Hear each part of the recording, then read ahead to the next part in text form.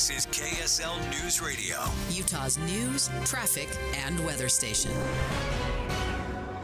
9 o'clock at KSL News Radio. I'm Amanda Dixon. KSL's top story this hour, Utah volunteers are working to get more supplies to the victims of Hurricane Helene. There are already 8 Utahns with the American Red Cross in various parts of the southeast focused on giving people safe shelter spaces. Christy Dunn is one of those volunteers. She tells KSL TV she was at a shelter with a lot of young families near Tallahassee when the storm hit. Everyone was in their room and sound asleep, and then the loudspeaker came over just because of the storm's ferocity that we needed to get everybody out into the hallway. Volunteers describe the storm's aftermath as a nightmare. That's why in the coming days, a local Red Cross chapter will be loading up vans with supplies and getting them to people in Helene's path.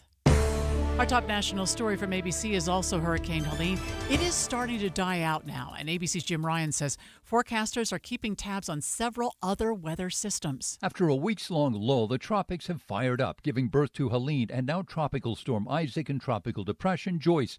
Neither of those is a threat to the U.S. mainland, but there is a disturbance off the coast of Honduras that bears watching. The National Hurricane Center expects it to move into the Gulf of Mexico and could become the next tropical depression by next weekend. The storm has left multiple states in pieces, with flooding still affecting many areas.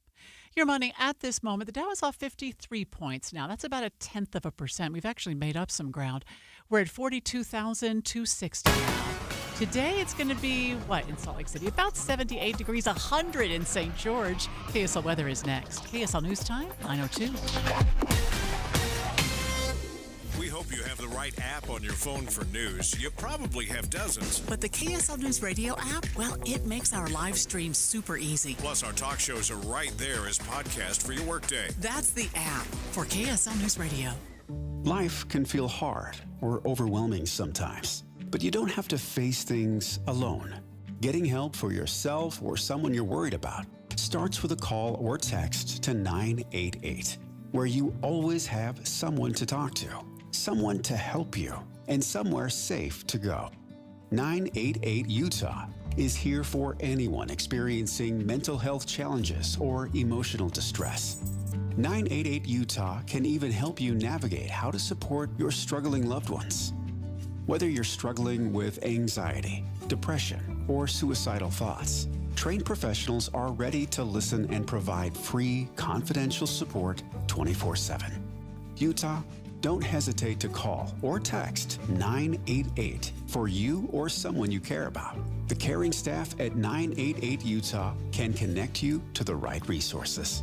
Learn more at 988.utah.gov. Have you ever heard of the 5 Ps? That's right, the 5 Ps. These can be applied to most every area of your life, but it's especially true for you and your money. I'm Jeff Jr. with Trajan Wealth, and many years ago when I was a young man in the Marine Corps, I learned about the 5 Ps. Proper planning prevents poor performance. Now, you can't control what's happening with the stock market, but you can control how you plan for it. Trajan Wealth and our fiduciary advisors have been helping our clients with the 5 Ps for years. We have hearts of teachers and will never complicate by using financial jargon. Our fee structure is transparent. The more you make, the more we make. The majority of our clients come from other financial advisors. Isn't it time for a second opinion to allow Trajan Wealth to help you with the 5 Ps too? Call Trajan today at 801-899-7600 or visit TrajanWealth.com. Advisory services offered through Trajan Wealth, LLC, an SEC-registered investment advisor. I'm Salt Lake County Mayor Jenny Wilson.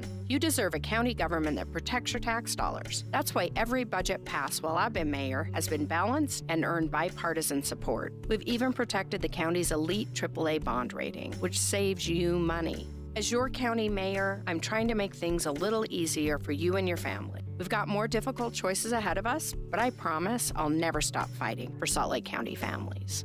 Go to wilsonformayor.com to learn more. Paid for by Wilson for Mayor. Traffic and weather together, brought to you by Sinclair's DinoPay app. Save up to 20 cents per gallon. And here's Heather Kelly. Well, the good news is the crash is cleared eastbound I-80 near the East Canyon exit. Unfortunately, the delays stretch back 2.5 to 3 miles, almost to the mouth of Parley's Canyon. So if you're eastbound 80 trying to get to Park City, just allow an extra 10 minutes or so on your commute, but speeds are starting to improve now that the crash is gone. And then northbound I-15 still has slowing coming over the point of the mountain from Utah County into Draper and again between Midvale and South Salt Lake. Murdoch Hyundai is celebrating 3 brand new dealerships with 1.99% for 5 years on the Tucson or Elantra. Murdoch Hyundai in Logan, Linden, and Murray. MurdochHyundai.com. I'm Heather Kelly with traffic on KSL News Radio. Today will be sunny with a high about 78 degrees, much the same for tomorrow. Right now, it's 64 downtown. I'm Amanda Dixon from the KSL Common Spirit Health Studios.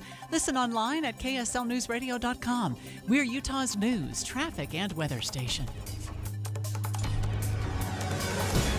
Dave and Dujanovic, your morning companions for talk, analysis, and key perspectives on Utah's biggest stories on KSL News Radio. Thanks for joining us. Dave Noriega and Debbie is off today.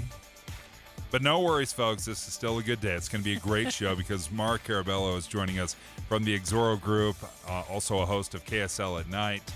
And Mara, we've got a list of stuff to talk about. I'm so excited to talk specifically about Senator, can we call him Senator Lame Duck? I don't know that he'll appreciate that, but Lame yes. duck is the worst term. Lame duck is the worst. It's not complimentary. It is not complimentary. It's not a nice thing to say. But Senator Romney, this is what I appreciate. Usually with lame duck presidents, senators, whoever, they just ride off into the distance. They're like, we're out. We are so trucky. No, he's going the distance. He's bringing a great idea. Or an interesting idea or a terrible idea, depending on what you think. But he is bringing something to the table, even though he's on his way out. It's 9:06. It's time for the launch. Sequence engaged. And here are 3 things that both Mara and I want you to know. Countdown. 3.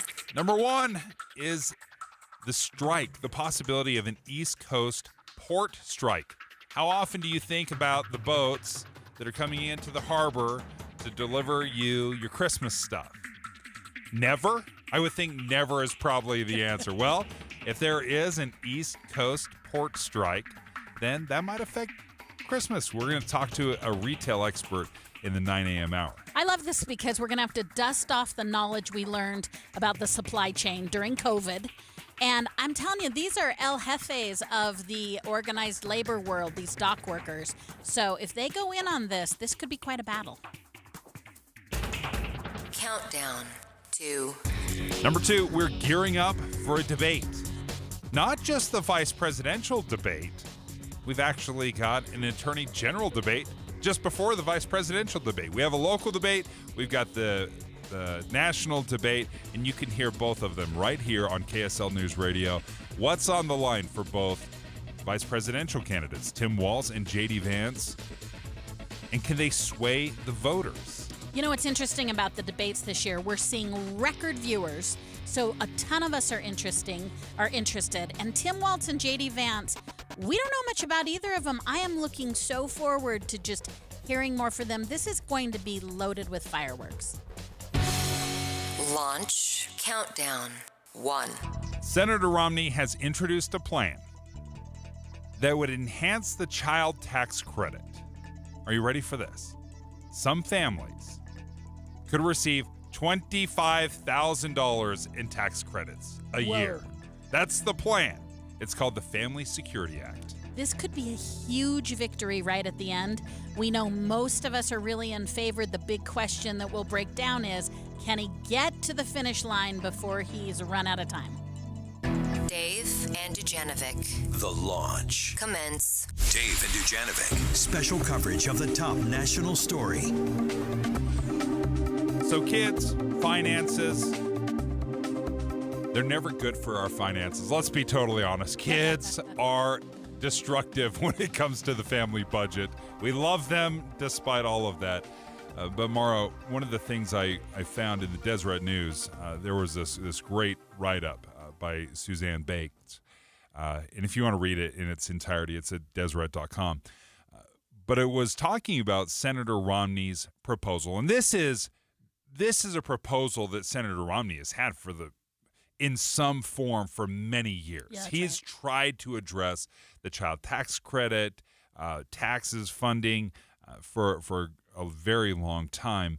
And this is one of the strange few topics out there in Washington that both sides have shown some interest in getting done. That's right. I mean, it has huge success from both ideologies. It actually has always been a favorite of Utahns. Our state legislature has looked up tax credits. I don't know if it's because we have such big families, but as you said, this cuts across party line. So as always with Congress, the question is why? Why does it take so long?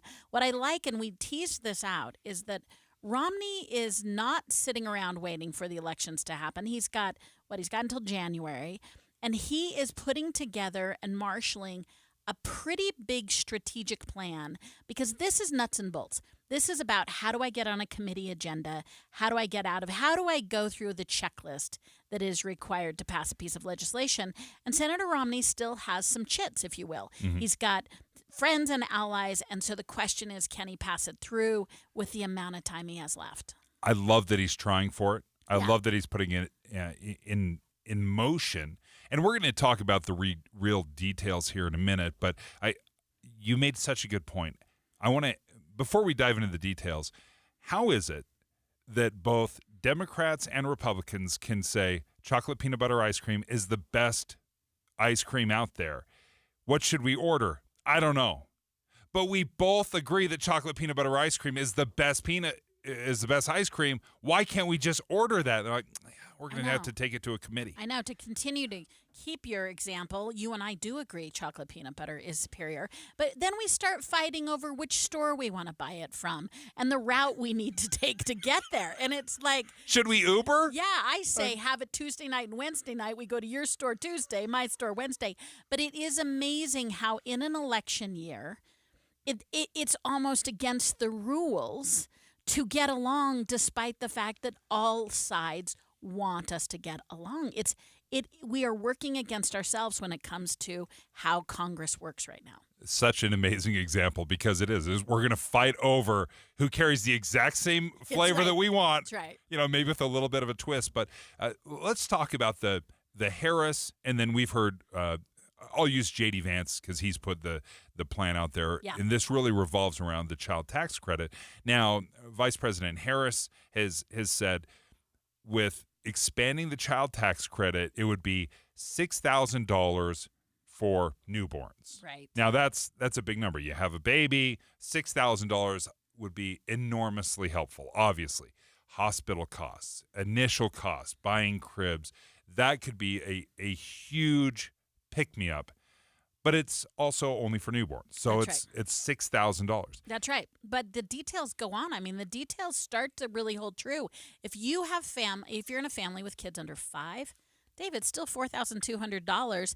And let's talk about the 6 to 17-year-olds. That's still $3,000 for a child between 6 and 17. Yeah. So families could claim credit for up to 6 kids. So good news, it includes Utah families there, up to 6 kids, and they could choose to get monthly payments, which I think is such an interesting detail, in that if what you want is this parsed out over time, so you could really rely on this as part of your monthly budget, that nuance is in this bill. Okay, so if you're breaking it down and trying to figure out how much money that could be, now, if you're looking at that $4,200, this is the Romney plan. The $4,200 up to 6 kids, you'd have to have 2 sets of triplets in the first 5 years. You're not messing around. You're not messing around. But that's $25,000, a possibility of a $25,000 tax credit.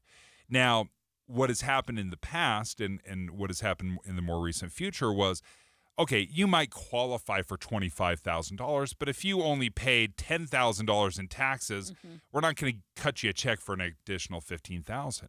Well, during COVID, when we started changing these things up and we expanded the child's tax credit, that's exactly what we did. We said, it doesn't matter if you've only paid $10,000 in taxes, we're going to give you that money back, and we're going to give you the extra $15,000, which then all of a sudden turns into almost like a stimulus check of hey, we're going to give you some bonus here. So I'm not exactly sure if there would be that kind of limitation, whether it's you get the tax credit no matter what you pay out or what you bring in. Let's continue. There's some other very interesting parts of this plan from Senator Mitt Romney, and one regards a child tax credit for pregnant mothers. So before the baby's born, that's an interesting part right there. We do have some breaking news here. President Joe Biden is talking about the hurricane that decimated the southeast part of the country, Florida, Georgia, South Carolina, North Carolina, up into Tennessee. He's speaking right now about the aftermath. In addition to FEMA, it includes the Federal Communications Commission to help establish communications capability, the National Guard, the Army Corps of Engineers, and the Department of Defense are going to provide all the resources at its disposal to rescue and assist in clearing debris and delivering life-saving supplies. So far, that's over 3,600 personnel deployed. That number is growing by the day. I quickly approved requests from governors of Florida, North Carolina, South Carolina, Tennessee, Georgia, Virginia, and Alabama for an emergency declaration. And I approved additional requests for the governors of North Carolina, Florida, South Carolina, and for a disaster declaration to pay for debris removal and provide financial assistance directly to survivors. FEMA and the Small Business Administration are there to help the residents whose homes and businesses were literally destroyed, washed away, or blown away. And the federal search and rescue teams have been working side by side with state and local officials and partners in very treacherous conditions to find those who are missing. And they'll not rest until everyone's accounted for. I want to thank all the first responders and everyone who's been working around the clock. One of the brave teams who's volunteered to be there is from San Diego County Fire Department, set to travel all the way from California to North Carolina to help. But on their way, they were in a terrible car accident in Louisiana. We pray for their full recovery, but it was a bad accident. We know there's more to do, and we'll continue to surge resources, including food, water, communications, and life-saving equipment.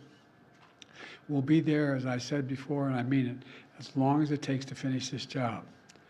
Let me close with this. As president, I've seen firsthand the devastating toll that disasters like this take on families and communities. I've been on the ground in many disaster areas since I've been president. Excuse me, and I've heard dozens of stories from survivors about how it feels to be left with nothing, not even knowing where or when to get back on track. I'm here to tell every single survivor in these impacted areas that we will be there with you as long as it takes. For the sake of yourselves, and your families, I urge everyone returning to their communities and home to listen to the local officials and follow all safety instructions. Take this seriously. Please be safe. Your nation has your back, and the Biden-Harris administration will be there until the job is done.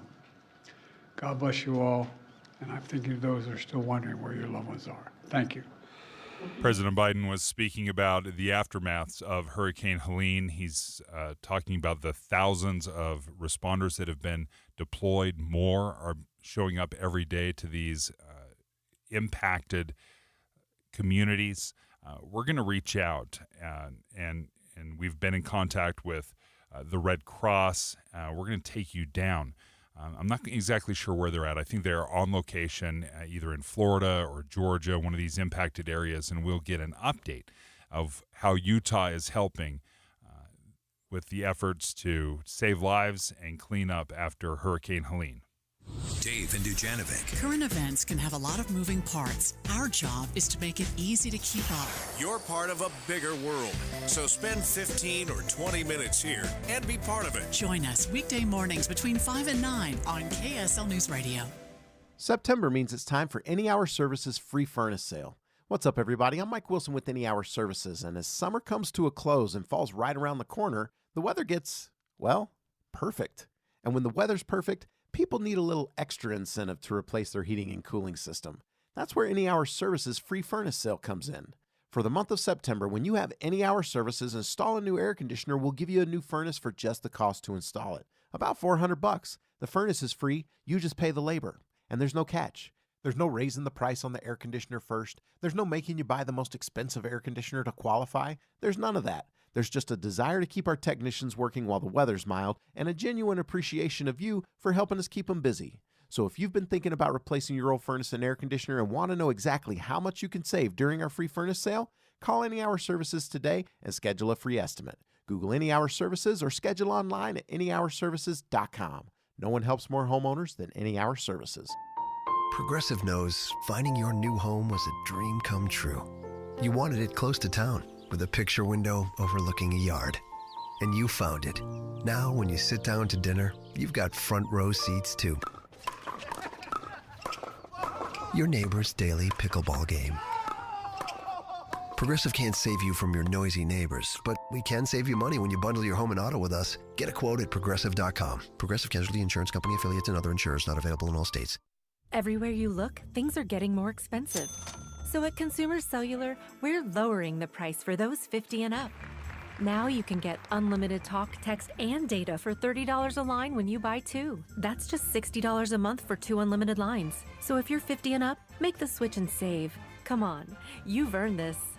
Call 1-888-FREEDOM or visit consumercellular.com today. Requires 2 lines of service, age validation, and credit approval, subject to system and area limits, taxes, and other fees apply.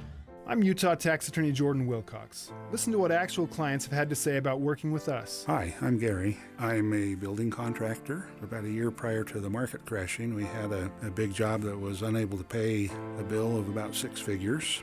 We were still left with a very difficult situation with the IRS. Eventually, at the end of the day, I realized that the penalties and interest were growing faster than my ability to save to deal with it. I had talked to people and I felt that Jordan Wilcox represented best what I thought could help me, primarily because they were local, and I needed a bigger solution than I was coming up with. It takes too long to figure it out on your own. Hi, I'm Jordan Wilcox.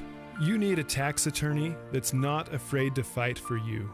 Visit taxhelput.com to schedule your free consultation. I would recommend Jordan Wilcox. It feels very good to not have the IRS on your back. That's taxhelput.com. We're continuing to follow the aftermath of Hurricane Helene. Hurricane Helene was a Category 4 hurricane that started off, hit Florida, and then made its way up through Georgia, South Carolina, North Carolina, and the devastation has been massive. This Category 4 hurricane left 4 million without power. We've had about 100 people dead, and the estimations it's going to be even worse than that. And with so many people that are without power, without water, we were talking to Tim Hughes from Utah's Morning News. He had a family member that lived down there. Her name's Grandma Pat, and Grandma Pat had candles that were out, and she was toasting her bagel over candles. That's the situation they're in right now. Mara Carabello is joining us, filling in for Debbie Dujanovic today, and we just heard from President Biden.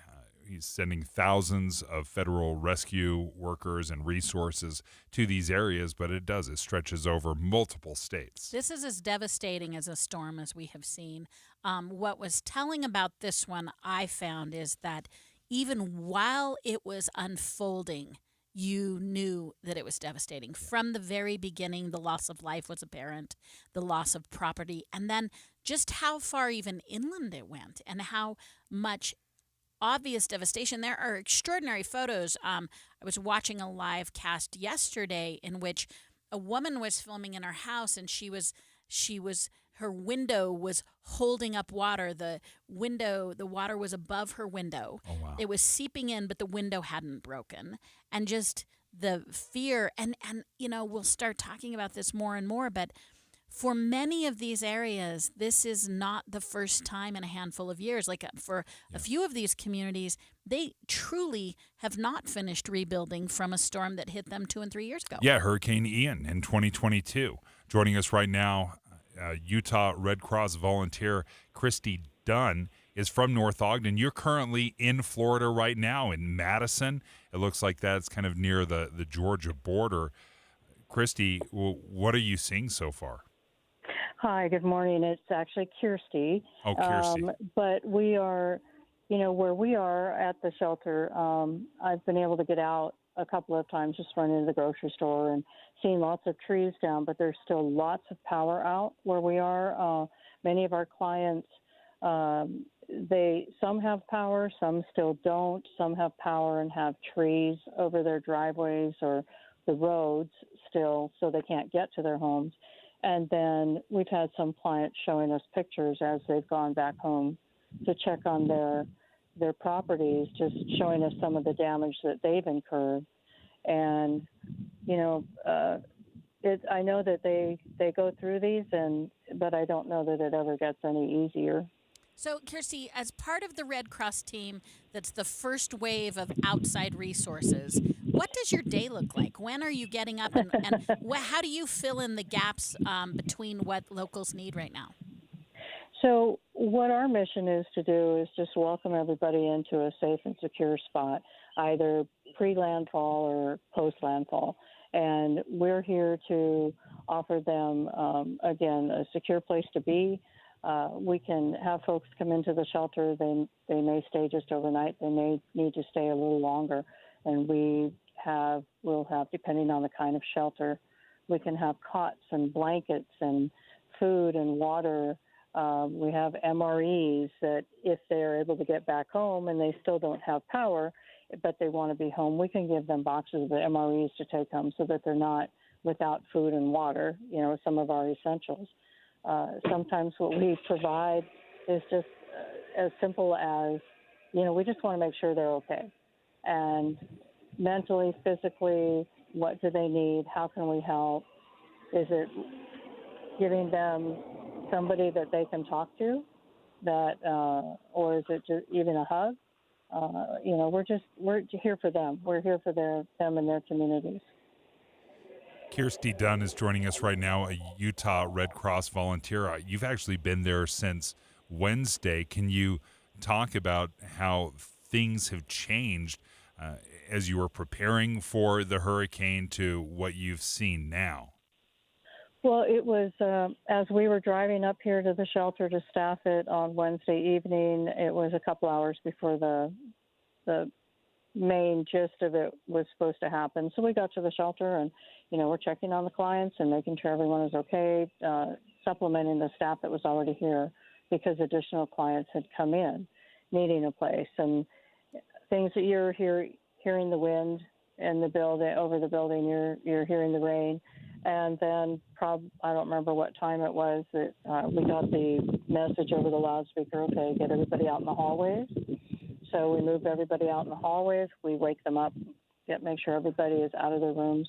The safest place is the hallways. It's a nice cement building away from windows. And we have probably had everybody out in the halls for a couple of hours as we're hearing the noise from the storm. And, the power was out probably 8 or 9 hours in the building that we're in.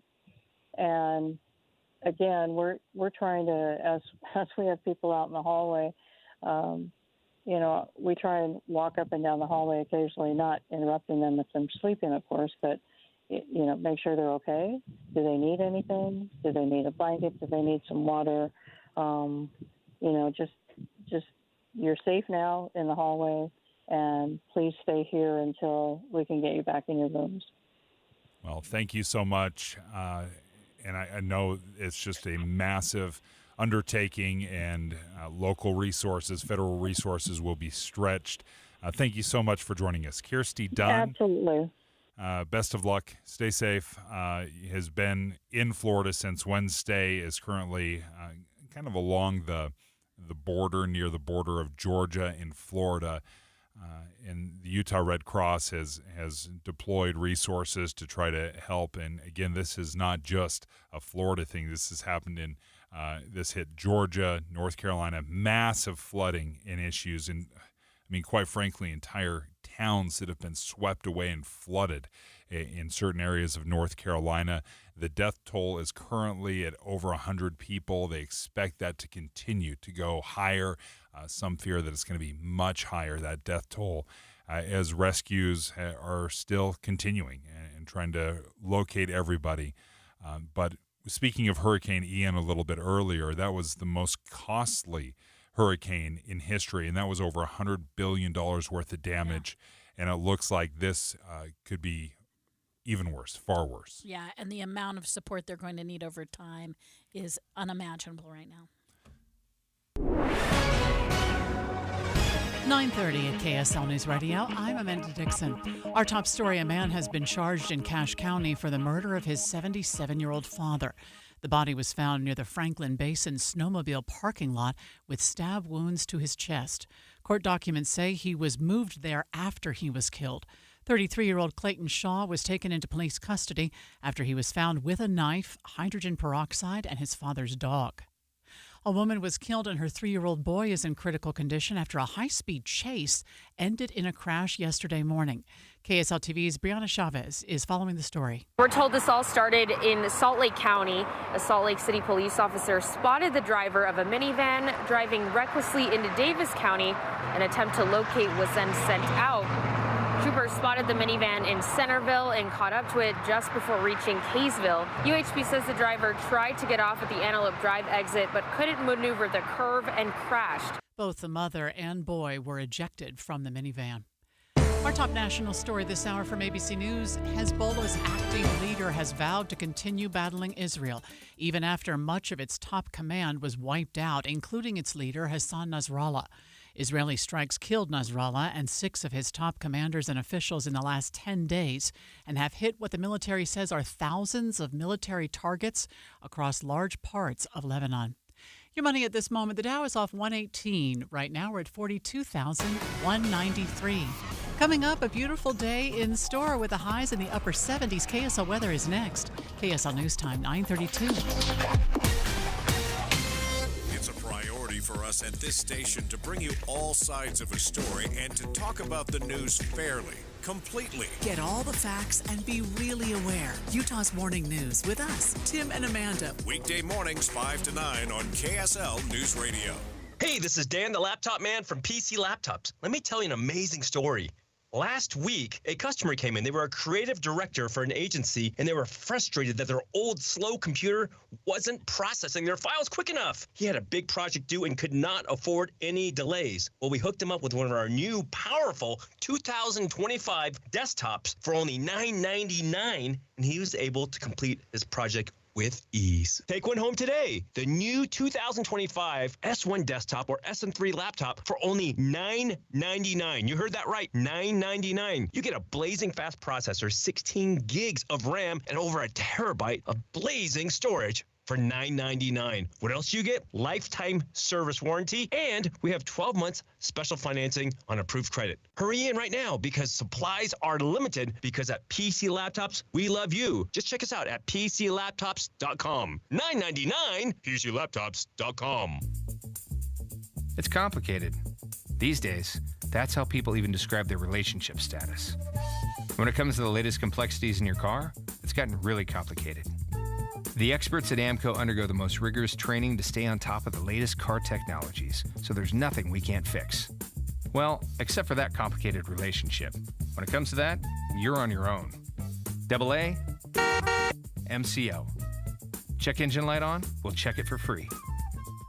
Nearly 70% of Utah's land is controlled by the federal government, severely limiting Utah's ability to actively manage and protect our natural resources. Our families, businesses, and communities know there's a better way. Utahns have been good stewards of our public lands for generations. That's why we're asking each and every Utahn to get informed, speak up, and learn more at standforourland.utah.gov. Hey, pet parents! With Progressive's collision coverage, you get extra protection for your cat or dog, because there's nothing worse than seeing your pet hurt. Like when you see their face after accidentally stepping on their tail, and you say, "I'm so sorry, Mr. Pickles." But as you kiss his nose and rub his little belly welly, you know Mr. Pickles is thinking, "You betrayed me." Anywho, Progressive pays up to $1,000 in vet bills if your pet is injured in an auto accident. Learn more at Progressive.com and watch where you step. Progressive Casualty Insurance Company and Affiliates. Collision coverage subject to policy terms. Not available in all states. Mom, meet Sarah. From first-time Nana moments. And welcome to Flight 101. To annual girls trip moments. Your can't-miss moments are worth protecting against RSV. If you're 75 or older or 60 plus with a chronic condition like asthma, COPD, heart disease, or severe diabetes, you're at higher risk of landing in the hospital from RSV. And there are no prescription RSV treatments. Check eligibility and schedule your RSV vaccine at vaxassist.com. So where should we go next? Sponsored by Pfizer. Traffic and weather together, brought to you by Sinclair's Dino Pay app. Save up to 20 cents per gallon. And here's Len Thomas. Good morning, Amanda. We have a couple of crashes. One is in the Sandy area, northbound I-1590 is south. It's got 3 vehicles on the right shoulder, but minor delays a little further north of here, a little leftover rush hour traffic. Midvale, 7200 south, and up to Murray, about 54 south. And we also have a down there on SR2, it's actually SR24, 8 miles west of Loa. I drive down there a lot, so if you want to watch out as you're making your way through those narrow curves there this morning. Revere Health encourages you to schedule your preventive care and annual checkups to help increase the potential to live your most healthy and active life. Revere Health, your partner in health, your partner in life. I'm Len Thomas in the KSL Traffic Center. Today will be sunny with the highs in the upper 70s. Tomorrow, much the same. We might get to 80 tomorrow. Right now, it's 66 degrees. I'm Amanda Dixon from the KSL Common Spirit Health Studios. Listen online at kslnewsradio.com. We're Utah's news, traffic, and weather station. Dave and Dujanovic, your morning companions for talk, analysis, and key perspectives on Utah's biggest stories on KSL News Radio. All right, at the threat of minimizing the importance of this, it does almost feel like, okay, what's the strike of the week now? Because there is another massive strike on the horizon, a couple of them, in fact, an East Coast port strike could begin this week, where many ports from New England area down to Texas could come to a standstill. And Mara, we're going to have a little bit more of a conversation about unions and strikes in general, but there's no question that's a lot of people that deliver our stuff right now. Yeah. We don't give it a second thought. I mean, that's what's interesting about this particular area of striking port workers, is because we'll feel it. And the reality is, if it doesn't impact us, sometimes we don't care as much. Now, we've seen huge strikes in the past year from auto workers and Teamsters. Those are really big unions, but it takes a minute sometimes to feel those impacts. I think what we're going to learn about this particular group of workers is if they go on strike, you and I might notice it pretty quick. Yeah, when the United Auto Workers went on strike and all of a sudden it slowed down new car production. Yeah. Did we really feel that? Yeah. Did it go on long enough that it was a big deal. I'm not, yes, it was a big deal. But these are the folks that make sure our goods and services get to us. Derek Dennis joins us right now, ABC News correspondent out of New York. And Derek, what do we know about this potential strike? Right. It's a big if, although we are down to the wire. We're talking about workers at ports, as you mentioned, from Maine to Maryland, Miami to Texas, potentially going on strike at just after midnight tonight. Thousands, tens of thousands of workers. The numbers are all over the place, anywhere between 25,000 to 45,000 to 85,000 port workers could be walking off the job. And as you mentioned, the effects would most certainly be felt among Americans, consumers. We're talking about beer, wine, and liquor, furniture, clothing, household goods, European cars, parts needed for American factories, all would be affected and disrupted potentially by this cargo worker strike. And so there's a great pressure on both sides to come to an agreement, but both sides appear to be still very far apart. So, Derek, President Biden could use the federal labor law to force these longshoremen back to work. He's indicated right now he's not going to use that law. What's the play here? I mean, I would think that the Biden administration has a lot to lose if this happens under their watch, we're going to lose billions a day. Sure. What's happening there with the politic as it gets closer to impact time? Well, the White House has released a statement saying that they've been in touch with both sides over the weekend, urging both sides to come to an agreement. But as you mentioned, they don't seem to be inclined to intervene, at least not at this point. They really want them to work it out amongst themselves. But I mentioned they're far apart. Let's drill down on that. I mean, the workers have been offered a 40% pay increase. They want about a 77% pay increase. And they say it's justified because of the amount of goods that have increased over the years coming from overseas into the ports that they work at. They're also seeking protections from automation. They say the ports are increasingly trying to push their jobs into being automated, and that would mean job losses. They want protections against that. And so those are the sticking points, and it doesn't seem like either side has been budging very much. Derek Dennis is joining us from ABC News. He's out of New York. So, practically speaking, what happens if there is a shutdown? I mean, obviously, when we're talking about boats in the harbor, like where do they go? Right. Well, they would be on hold. They would either not be leaving their origination points, or they would be stuck in harbors, or they would be allowed to dock but not unloaded. There are some exceptions, though. Military cargo would be exempt. Oil tankers, ships carrying liquefied natural gas, bulk ships carrying things like grain, produce, things that Americans need to survive. Those would be exempted, but all these other consumer goods and items could be stuck on board ships and not get to where they need to go if the strike were to happen. So maybe this is too early for this question, but in other industrial areas, maybe even let's look at truck drivers. If a strike comes on, you can get an alternative workforce, the scabs, right, if you will. Is there an alternative workforce if they decide to go on strike? Well, there are alternative ports on the West Coast, for example, but that would involve, literally rerouting ships to the other side of the world. I mean, for all intents and purposes. But the Western ports are not impacted. They've got a different union involved, different group of workers, and so that's why we're talking about ports from Maine down to Texas, but not out in California or the Pacific Northwest, where there are ports as well. The total ban on automation is such a fascinating request or demand because, again, as artificial intelligence explodes, as computers and robots have, quite frankly, become the future, how realistic is this demand? Do they really feel like a total ban on this kind of automation is achievable? Well, it's hard to say. I mean, you think about it with our jobs. I mean, if you put ourselves in the minds and hearts of these workers, we wouldn't want our jobs automated either. So you understand the argument, but on the other side is the technology is here.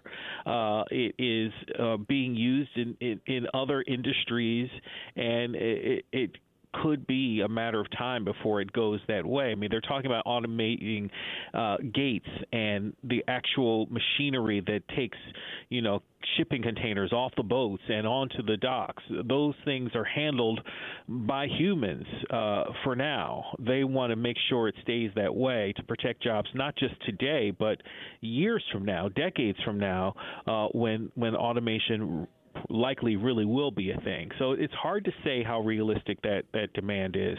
Derek Dennis, thank you so much for joining us with the update, ABC News correspondent out of New York. And this total ban on automation, Maura, it makes all the sense in the world. If it's your job, If it's your job. If you are the worker bee, it makes complete and total sense. But if I'm running a company and I can do it for cheaper, I can do it more efficiently by using automation, how do you allow those kind of handcuffs to be placed on you? Well, there's a couple of dynamics that I thought. One, Derek pointed out that that was such a good reminder is that I have toured the Inland Empire, which is the one of the largest ports on the West Coast, which is Utah's very connected to California Post. And they are leaning into technology. They are automating some of the systems. So one is an interesting, is the West Coast of the United States doing something different than the East Coast. But the other portion of the argument that we need to figure out in America is if automation is just making the rich company owners richer and the workers receive less of those benefits, and that's kind of at the heart of striking sometimes. They say, listen, you're making more than ever, but I'm not making more than ever. I think that gets caught up in this argument of getting rid of jobs. I mean, they're saying, listen, does automating things help the wealthy owners make more, but does it hurt the middle class? And you look at some of the jobs that automation would replace, whether it's automation on our roads or trains or semi-trucks that are traveling around. You remove how many millions of jobs that, quite frankly, blue-collar jobs or jobs that don't require a college-level degree, and now all of a sudden you've removed millions of jobs from folks and almost demanding them to go and get higher education, and that changes the dynamic of America as well. Right, and I think we're on both sides, right? I hear that and I say, yeah, we need to maintain our middle class.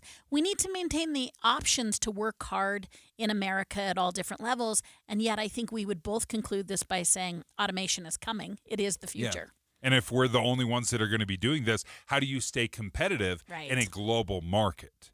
When we return, we will talk to an expert here in Utah. Dave Dennis is with the Utah Retailers Association, Utah Retail Merchants Association, of how this kind of, labor issue on the East Coast could affect us all the way inland here in Utah. Dave and Dujanovic. Here's a trick to podcasting at work and getting all the Utah news you love. Download the KSL News Radio app. The podcast for Utah's morning news and Dave and Debbie are right there. Dozens of podcasts a day. That's the app for KSL News Radio. One of the best things about Salt Lake City Fat Loss when I joined it is they gave me high expectations, but they also promised me big results. Salt Lake City Fat Loss says they have the secret to losing a pound of fat a day. Now, this isn't for forever. This is a very specific amount of time. For me, is 2 months, and it was to be very, very smart, very thoughtful about what I ate, how much I ate. And in 2 months, I lost 57 pounds in 60 days. And then once you get through that reduction phase, once you have those big losses, then they teach you how you can keep that off. So if you're thinking, I don't want to cut out sugar for the rest of my life, like that's not something I'm interested in, they don't do that. They don't say, hey, no sugar for the rest of your life. You're not going to be deprived for the rest of your life. It might be a couple of months where it's tough, but then after 2 months, after these huge results, then we were able to start incorporating some of the things that I liked. But they taught me through daily videos. They would send me a video every single day to help remind me, to help keep me encouraged of the progress that I was making. So if you're ready to make a change and you want to join a program, Salt Lake City Fat Loss has been fantastic for me. Go ahead and schedule a free consultation at slcfatloss.com. That's slcfatloss.com. At KSL News Radio, we have a 30-year legacy of honoring Utah teachers, but we can't do it without your help. Please tell us about an important teacher in your life on the KSL Teacher Tribute Wall, presented by Cypress Credit Union. Each month, one lucky teacher wins a $500 gift card from Cypress Credit Union, a $250 gift card to Harmon's, plus season tickets to Hale Center Theater. Say thanks to your teacher today at kslnewsradio.com/teacher from Cypress Credit Union and KSL News Radio. If you're living with dry age-related macular degeneration or dry AMD, you may be at risk for developing geographic atrophy or GA. GA can be unpredictable and progress rapidly, leading to irreversible vision loss. Now there's something you can do to slow it down. get it going slower. Izervay is proven to slow GA progression. Izervay gets GA going slower. Izervay or avacincaptad Pagel is a prescription eye injection used to treat GA. Don't take it if you have an infection or active swelling in or around your eye. Izervay can cause eye infection, retinal detachment, or increased risk of wet AMD. Izervay may temporarily increase eye pressure. Your vision may be impaired after an eye injection or exam. Don't delay. Ask your doctor about Izervay today. Izervay gets GA going slower. Visit Izervay.com. That's IZERVAY.com. The Fed slashed rates. Now's the time to refinance or buy a home. Get your quote in seconds at boxhomeloans.com. No junk fees, no personal info required. Visit boxhomeloans.com before rates go back up. This is the day of the big sale at your gift shop. Welcome in. So this isn't just a big day for your business. It's a big day for the network keeping it all connected. That is, if it can handle the pressure. Next in line, please. So is it possible to get business internet you can really count on? It is. With 99.9% network reliability from Comcast Business. It's like this neat little bow. Do you like that gift wrap? Really ties it all together.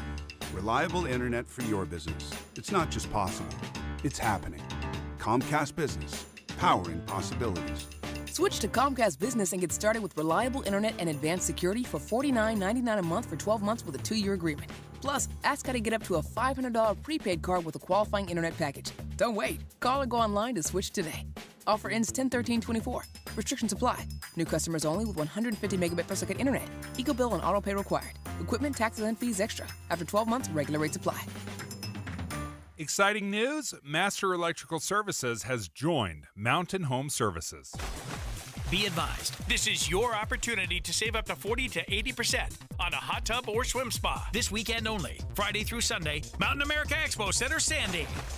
Be advised, this is your opportunity to save up to 40 to 80% on a hot tub or swim spa this weekend only. Friday through Sunday, Mountain America Expo Center, Sandy. 18-month interest-free financing. Our factories have demanded we sell 1,000 hot tubs and swim spas this weekend. Mountain America Expo Center, Sandy. Huge factory incentives, factory rebates this weekend only. Mountain America Expo Center, Sandy. We can remove your old hot tub. Free delivery of your new hot tub. Hot tub starting at $2,999. Mountain America Expo Center, Sandy. Free delivery of your new hot tub. Just relax and enjoy. Mountain America Expo Center, Sandy. Friday, 2 p.m. to 8 p.m. Saturday, 10 a.m. to 8 p.m. Sunday, 10 a.m. to 6 p.m. Free admission, free parking, free delivery. Mountain America Expo Center, Sandy. Call 833-SPA-SALE or visit hottubandSwimSpaSale.com. The three things you need to know this hour. I'm Amanda Dixon. First, tomorrow night is a double hitter. We'll have the vice presidential debate airing at 7 p.m. with the Utah Attorney General debate at 6 p.m. Second, the FBI has agreed to pay more than $22 million to settle a class action lawsuit alleging female recruits were singled out for dismissal in training and routinely harassed by instructors with sexually charged comments. Third, inflation rates are lowering faster for grocery items, causing sales at fast food stores to go up. Right now, it's 66 degrees in Salt Lake City. Back to David Dujanovic on KSL News Radio. Dave and Dujanovic. There's a possibility of a massive strike. 85,000 dock workers. International Longshoremen Association has encouraged or in negotiations right now to figure out a labor deal with dock workers. And this is along the East Coast. So we're talking Boston, New York, Philadelphia, Baltimore, down along the East Coast, down to Charleston, South Carolina, down to Jacksonville, Florida. Florida's got other issues going on right now. I don't know how much is going on right now as far as the docks in Florida, but this massive 85,000 potential person strike may impact us here in Utah. If you're wondering, how in the world does the East Coast dock worker strike affect us? It might be a few months out. But if you thought, you know what? I want my kids to have Christmas. This might impact Christmas. Isn't that insane? But that's right? And I feel like we just caught up from this problem of our supply chain. And now this one would wallop us much like COVID did. The deadline is October 1st. So when we're looking at the countdown, at least as the strikers have indicated, the unions have indicated, they're putting their deadline for these negotiations as tomorrow. Dave Dennis is joining us right now. He's the president of, Dave Davis, president. We talked to Derek Dennis just a few minutes ago. My name's Dave, and we're talking to a Dave Davis. I got 37 names going through my mind, Dave. Please forgive me, but you are still the president of the Utah Retail Merchants Association. Dave, give us an idea of how massive this impact is, because I don't think most people realize how many goods we receive because of these harbors. Yeah, that's true. And by the way, you can never have too many Daves on a call. Thank you. I mean, it's just a great name. So happy to be with you. And Dave and Mara, I think that you are exactly right about this. This is something that has not really hit people's radar. We're all busy with other things, but this is a massive strike that could have catastrophic implications for the supply chain and the goods and services that we have all grown to love. We all want to go on to our favorite website or into our favorite brick and mortar retailer, and on the website just click buy now and the whole system works, or walk in and see our favorite consumer goods or food items there on the shelf, perfect bananas and Apple Watches and things like that. We have, and it goes back and forth, but roughly about half of the containers coming into the United States are going to come through the East Coast or Gulf Shore ports. And as Mara mentioned, the deadline for this strike is midnight tonight. So tomorrow is the day. And if that happens, that part of the supply chain is going to grind to a very, very slow trickle. And it could mean, fewer consumer goods here in the state of Utah. So, Dave, let's keep talking about Utah for a second. We call ourselves the Crossroads of the West. We are actually a major gateway from the West Coast ports inland all the way, to Chicago. We maybe tickle on Texas a little bit. So as you're looking at this and you're trying to anticipate, if the East Coast ports shut down, are there kinds of goods? Is it like by type? Do all of my watches come from the East Coast and all of my toasters come from the West Coast? Or is that not a thing? Do you just reroute international shipping containers? How are you as the Retail Merchants Association? So you're really specific about the kinds of goods we're asking for. Can you give us a little bit of a snapshot into, one, is Utah in a good location because we're the Crossroads of the West? And are there types of goods that we won't be getting? Yeah.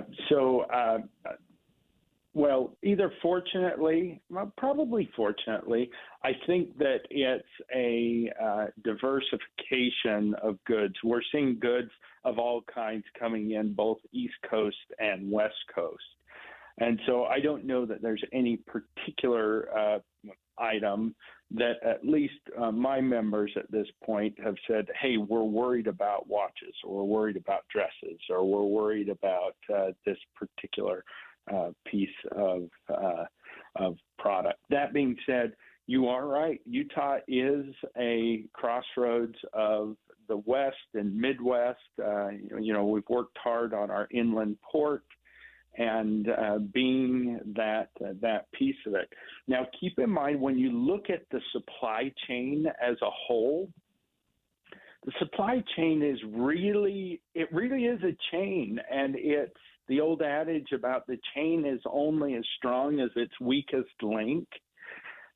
This would represent, if there was a strike, a weak link in that supply chain. It would be a bottleneck where those goods may be able to get to U.S.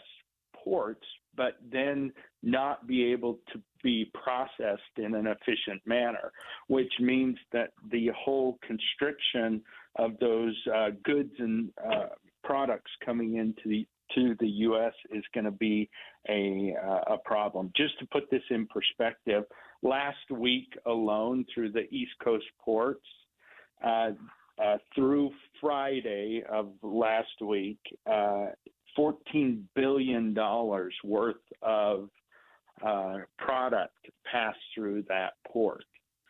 Oh my goodness, Dave, I'm sorry we ran out of time, but I think that puts a little exclamation mark on what kind of quantity that we're talking about. You know, so often I make it as simple as, Amazon Prime, it can't be delivered later on today. I've got to wait all the way till tomorrow. Yeah, this is a first world problem, no question. But Dave Davis, thank you for joining us from Utah's Retail Merchants Association. We will continue to track this possible strike here on the East Coast from the dock workers. KSL FM Midvale. KSL Salt Lake City. From the KSL Common Spirit Health Studios, this is KSL News Radio. Utah's news, traffic, and weather station.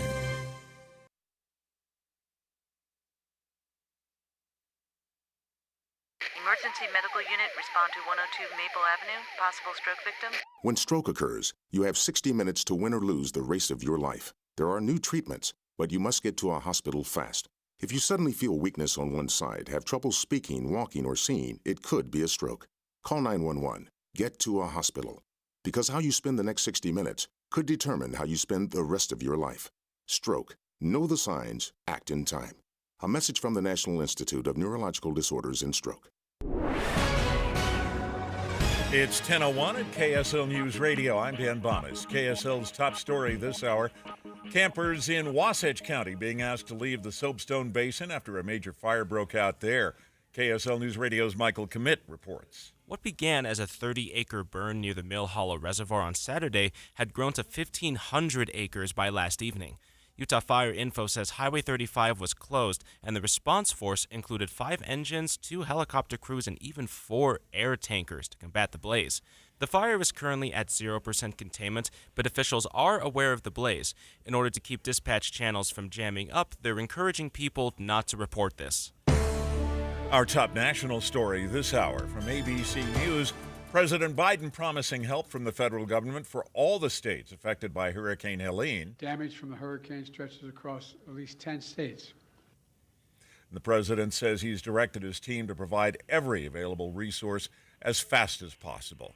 Your money at this moment, the Dow Jones average down on the day now, 107 points so far. The NASDAQ, though, is up, but just by a bit, about 90.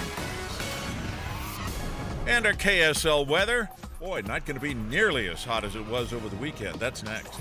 KSL News Time, 10:02. Here's a way to get breaking news updates anywhere you go. At the store or in a work meeting, you can get breaking news on your phone. You can quickly read it, swipe, or click for more. It's super discreet, super fast. That's the app for KSL News Radio.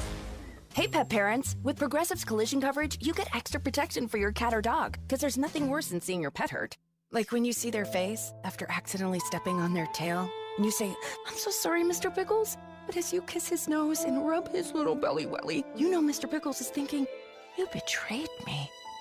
Anywho, Progressive pays up to $1,000 in vet bills if your pet is injured in an auto accident. Learn more at Progressive.com and watch where you step.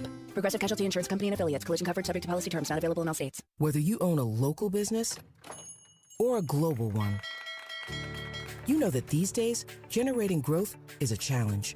By teaming with Bank of America, you'll not just stay ahead of the curve, you'll move it. With access to experts, award-winning insights, and business solutions so powerful, you'll make every move matter, locally and globally. Visit bankofamerica.com/banking for business to learn more. What would you like the power to do? Copyright 2024 Bank of America, N.A. In 2020. 2024, dating is a disaster. We've been ghosted, breadcrumbed, stuck in situationships. Hi, I'm Debbie. I'm Caitlin. Welcome to our new podcast, Dating at Her Age. Dating has been so dicey for us, so we asked KSL, can we launch an all-new podcast about it? People use these dating apps. You're not really dating when you're on the dating app. Dating at Her Age, brought to you by Mountain Home Services. A new episode drops every Thursday on KSLNewsRadio.com. And taking a look now at traffic and weather together, brought to you by Sinclair's DinoPay app. Save up to 20 cents per gallon. Here's Len Thomas. We have this crash. It's a northbound I-15 at 1400 North in Centerville, closing 2 left lanes. A couple of cars facing the wrong way, and for the last few minutes, there's only been 1 lane getting through. But now crews have 2 lanes getting through, but this is strung out quite a ways here, so it's going to take a little bit of time to get through here. Also, some slow traffic up on I-80 a bit as you make your way toward Kimball Junction, and on SR-224, Kimball Junction towards Park City. Struggling with vision loss, the Utah State Library and Division of Services for the Blind and Visually Impaired can help. Enjoy a free event October 10th, 9 to 2 to engage and learn about services. I'm Len Thomas in the KSL Traffic Center. Much cooler today with a high of only 78. Sunny skies later this week with highs in the 80s. And right now, 64 degrees and sunny. I'm Dan Bomas from the KSL Common Spirit Health Studios. Listen online at KSLNewsRadio.com. We're Utah's news, traffic, and weather station. Dave and Dujanovic, your morning companions for talk, analysis, and key perspectives on Utah's biggest stories on KSL News Radio. The Race for the White House. Special coverage on KSL News Radio. I'm so glad that Mara Carabello is with me for this segment, specifically this segment, because there's few things that I dislike as much as minimization. Because I think everything's a big deal. That's like my go-to. I think I outsize everything. Like, we should be talking about whether or not plastic straws are ending up in the noses of tortoises. Like, we absolutely should be talking about that.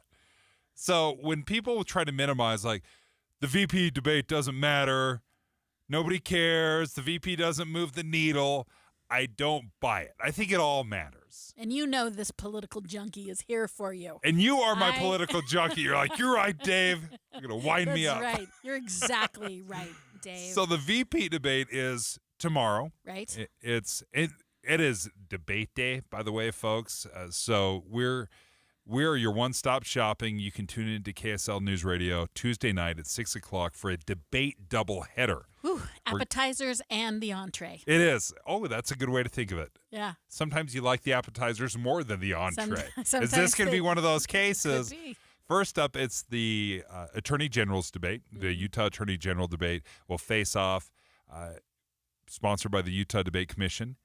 And if I'm not wrong here, Mara, I think you're involved in this. This is true. I am lucky enough to be the moderator for the Attorney General's debate. So if you tune in, we have 4 candidates that qualify, and that will be your lead into the vice presidential debate. So that's at 6 o'clock tomorrow. And again, the vice president debate starts at 7 o'clock tomorrow. 7 o'clock, and that's the one we will focus on. Yeah. We will definitely want to debrief the Attorney General's debate tomorrow. So by the way, here's a little preview. We're going to call you tomorrow. Excellent. Hopefully you're available at some time from 9 to noon. But tomorrow's vice presidential debate is between the nominees, Democrat Tim Walz, Republican J.D. Vance. Again, it's going to air in its entirety here on KSL News Radio 102.7, 1160 a.m. And then, of course, you can stream it on the KSL News Radio app. So let's talk about the 2 candidates. I'll play a little bit just to remind you who sounds like whom. One thing I've learned, and I really do think it's a difference between me and President Trump and the Kamala Harris campaign, is that we listen to people and we try to understand where they're coming from. That's J.D. Vance, and then he will be debating Tim Walz. And I'll tell you what else we have to do to all the things we're going to talk about building a fair, a way forward, an opportunity economy. So, Mara, what are you looking at what are you looking for in this vice presidential debate? So I think there's going to be fireworks, and this is the tradition of the vice president's debate. The tradition is that these guys are the scrappers, that they're sort of going in there and making the argument, and they're tougher, if you will. So here's a couple of setups I think are interesting. Neither of them are overexposed, but both camps are really pushing out very different expectations. The Waltz campaign is really minimizing expectations. They are saying, hey, from day one, we told Vice President Harris that we stink at campaigning and we are really bad at debating. So Waltz's camp is putting out there that he's a bad debater and that he's, remember, he introduced himself to us as Coach Waltz. He introduced himself as the guy next door who cleans the gutters. And so he's coming out as every man, but his campaign right now is forecasting to us that he's not a great debater. On the other hand, Vance is known for being quite a good orator and that he can be inspirational. He can also be very biting. And so I think and the Republicans are saying, no, this will be a good thing for us. The reason that this is also really important, and I think that it'll get higher than average viewership, is so far it appears as there will be not another presidential debate. So this is pretty much it from the tickets that we're going to see before we start to vote. And in Utah, we start to vote in 2 weeks. So one of the things that I'll be looking for from J.D. Vance, it'll be interesting to see where the balance comes from, because obviously with President Trump, anytime he debates, attack is number 1, 2, and 3 on his list. It is go after the opponent, and not so much let me describe in detail my plan, my policy, what I want to do. Trump's default is attack. Mm-hmm. How much of J.D. Vance's strategy will be obviously some of the biting criticism that maybe he has in store, but how much will it be laying out some of the policy plans from the Republicans? So the reality is in debates you don't hear much policy, but do you hear the appearance of policy?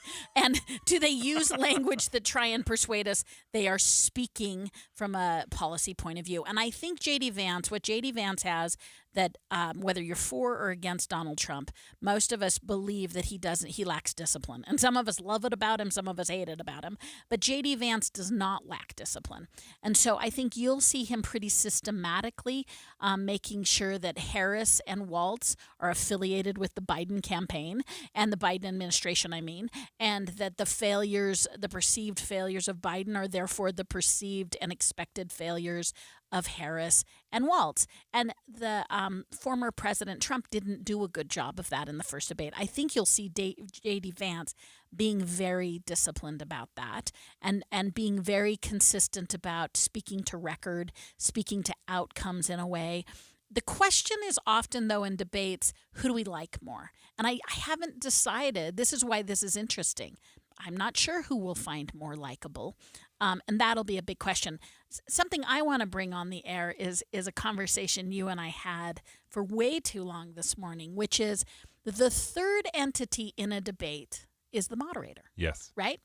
And does the moderator put their finger on the scale? And should they? There were some questions about whether the moderators in the presidential debate put their finger on the scale.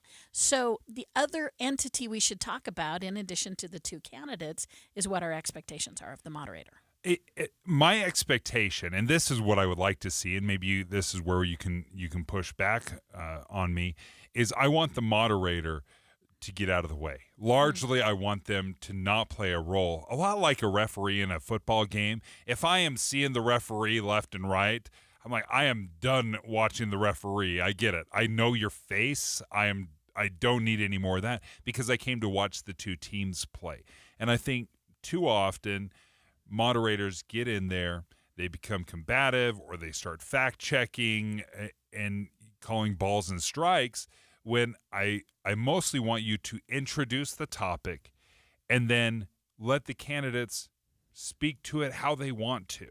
Mm-hmm. And that's where my baseline is. Yeah, I mean, I think we'd all agree on that. The question is, how does that happen, right? Because I like that the standard for this cycle has seemed to be to decrease the pageantry, if you will, turning off the mics, sort of cutting people off when they're in round 67 of arguing with each other. And then I don't hate the notion of calling balls and strikes, because the assumption there is that an expert is bringing the conversation back to what's relevant. But again, in the presidential debate, the moderators became part of the topic. Now, it was brought up from the Republican side, and I think they were spinning post. And you will see both sides for sure tomorrow night.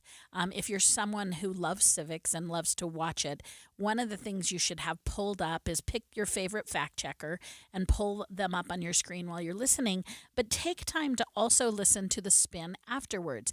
There's always a press availability intentionally afterwards. And both sides have these professional scrums, and they get out there, and you've already declared victory, right? Both will declare victory, and listen to what they say is victorious.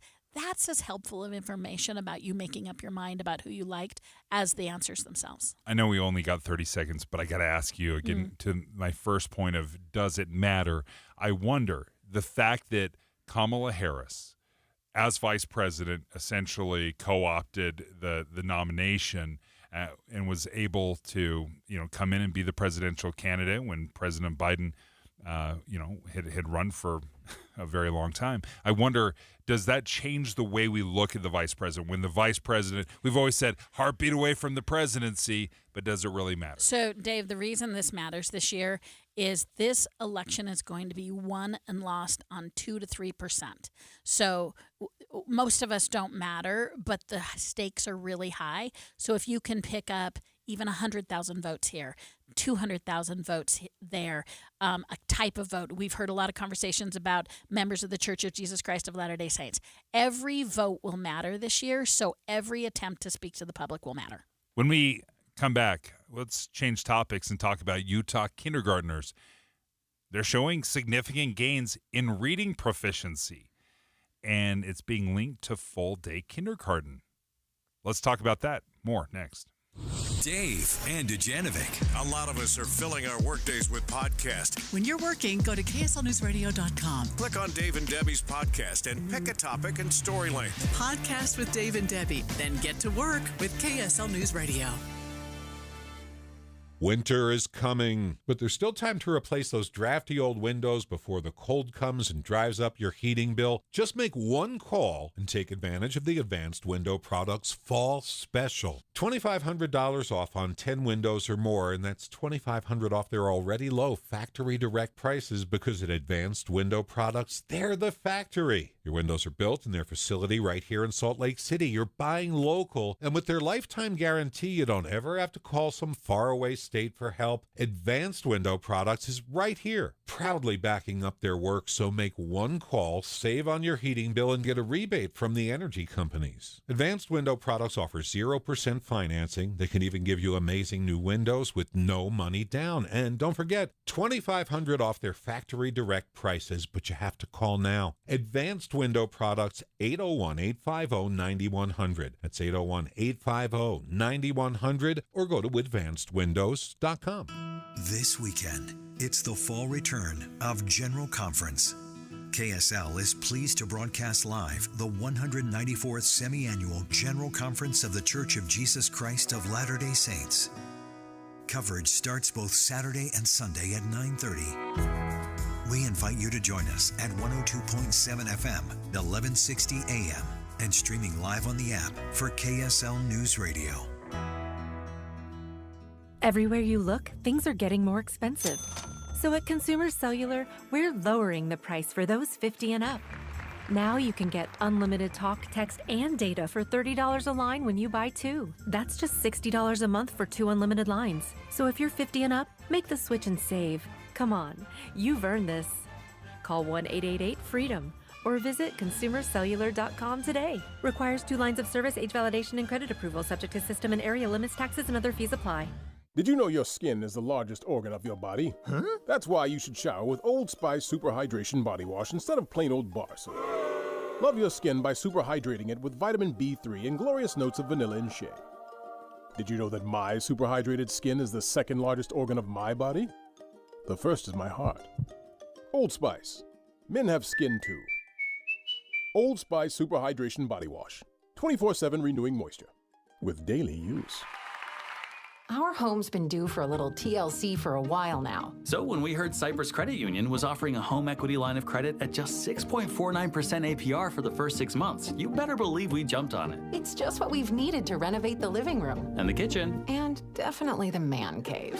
For a limited time, get a HELOC at 6.49% APR. Learn more at cypruscu.com. Cyprus Credit Union. Your future is our future. Federally insured by NCUA. Equal housing lender. NMLS number 666254. Getting help with plumbing repairs is easier than you think. All you have to do is call Any Hour Services or schedule an appointment at anyhourservices.com. No one helps more homeowners than Any Hour Services. Jeff Kaplan. I'm energized by breaking news. First of all, because it's right now, and second of all, because in many cases the audience needs to know. There's no more important service that we can provide, and I find it critically important to get more details to the audience as quickly as possible. There's nothing more energizing than that for me. Not at all. The most important thing we do is breaking news. I am gratified that so many people listen to me every afternoon on KSL, but what they don't know is that there are so many people behind the scenes making it happen, checking on the traffic, answering the phones, making the calls, talking to the newsmakers. They're out in the street, into the field to get the raw information, and then putting it all together so that I can sit in front of a microphone and be a source of information every afternoon. But there are so many people who make it happen. That's what you don't know. Ride Home with Jeff Kaplan, weekdays 3 to 7 on KSL News Radio. With the 3 things you need to know this hour, I'm Dan Bomas. First, campers are being asked to leave the Soapstone Basin area near Camas because of a wildfire. Second, President Biden says the federal government will provide every available resource as fast as possible for states impacted by Hurricane Helene. And third, a member of Utah's legislature wants to change the law to allow 18-year-olds to open carry guns. 64 degrees and sunny in Salt Lake City.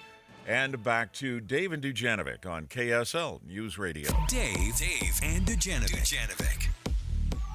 I love talking about full-day kindergarten for a few different reasons, and I'm going to lay them out before you.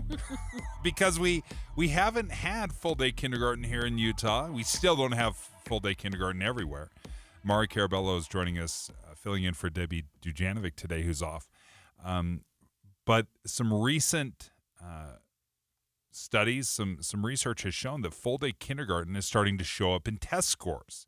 KSL Television looked at a classroom in the Davis School District, and they found that, and I probably shouldn't, I don't know if I have to disclose this, but here it is. My wife works in the Davis School District with kindergartners. Okay. With reading. So she is single-handedly responsible for the improvement. I hear you. I hear what you're saying, Dave. I don't want to put it all on my wife's shoulders, but the fact that this could not resonate more to the Noriega household. But what they found is students in the Davis School District, where they've traditionally had half-day kindergarten, would typically end the year at 70% proficiency. So they're not quite, at 100% proficiency. And never do they hit 100% efficiency. Right. Nobody hits 100% efficiency. There's always kids on different levels, especially when you're dealing with 5- and 6-year-olds. This year, full-day kindergarten has helped the district score 81% proficiency. So you've seen this huge jump. In fact, there was one teacher, Mrs. Smith, whose class scored a whopping 95 proficiency, 95%. So it was basically all the kids, maybe one kid that was still. Is she really named Mrs. Smith? That's not a pseudonym. No. That's not top secret. Story.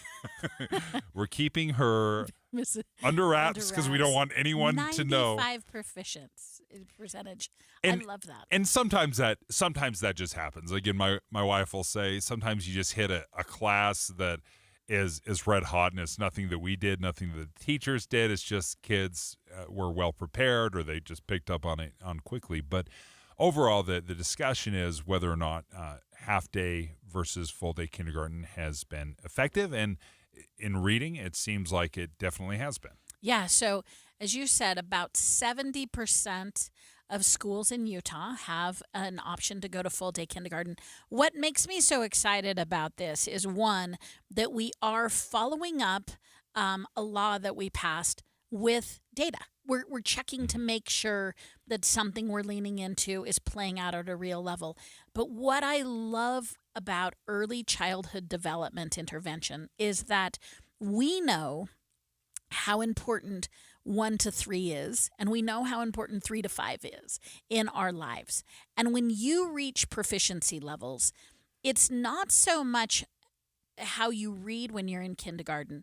It's that you've engaged the cognition that your child needs going forward. When you see these marks in education, the next big one that these kids will face is at 3rd grade. You need to be reading on grade level as well. And what's so cool about a kid who reaches proficiency when they need to is you will never be able to take away the engagement of their brain that way. Mm-hmm. So there's 2 parts of learning. One is sort of informational learning, rote learning. You're memorizing and learning things. Right. But some of it that you can never take away from a kid is when you've taught their brain how to develop well.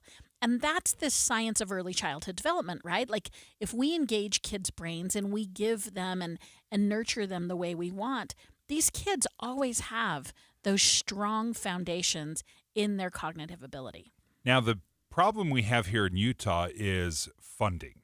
Mm-hmm. Do we have enough funding? Do we have enough class space? Do we have enough kindergarten teachers to make full-day kindergarten ubiquitous?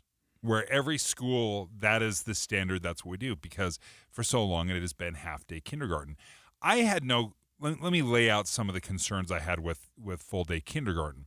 I have no doubts that full day versus half day is more beneficial. Mm-hmm. Logic leads you to that conclusion. So it doesn't surprise me at all that we're seeing the results that were hoped for, that were promised. 77% of kindergartners right now are enrolled. Okay. About 70% of the schools offer it, but you've got about 80% of kids, or maybe a quarter of kids, that are still only doing half-day kindergarten for whatever reason. Right. And I respect parents that say, listen, my 5-year-old doesn't need to go to 7.5 hours of school. And I definitely feel that way. I'm like, does my 5-year-old really need 7.5 hours of school? But what happens is when you have a quarter of the kindergartners that are not getting that extra instruction, now you've already created a quarter of your kids that are naturally going into 1st grade behind. Mm-hmm. And that is a problem for me. I don't like this mix and match. Some kids are going, some kids aren't, because where does it land? It lands on the 1st grade teacher, who now has a quarter of her class that is behind the other 3 quarters. And now it falls on the teacher to catch them up. And does that teacher, number one, have the bandwidth, the resources, the teaching aids to say, okay, well, we're going to take a quarter of the class and put them into some additional learning. And again, I speak to this. My wife is one of these reading coaches. And what they do is they take the kids out of class. They sit down. They either do one-on-one or one-on-few kind of testing and help, but now you're taking them out of the classroom. So now they're missing what the teacher is teaching, and it's this perpetual cycle of we're trying to catch you up here, but we may be missing out there. I do not like this mix and match, half-day kindergarten, full-day kindergarten. So you asked an underlying question when you started this, and I think we can answer that. And the underlying question is this divide caused from parents, which I think everyone says that's your choice, or is it caused from funding? And I will say our economy is the best in the nation. We have means and resources. And so if the state legislature is not funding full-time kindergarten in every district to the capacity that the district needs, it's a value problem, not a resource problem. Mm-hmm. We have enough money in this state to fund our values. We are not a state in decline. We are a state in growth. And we have the taxes already gathered to fund and build what we think are priorities.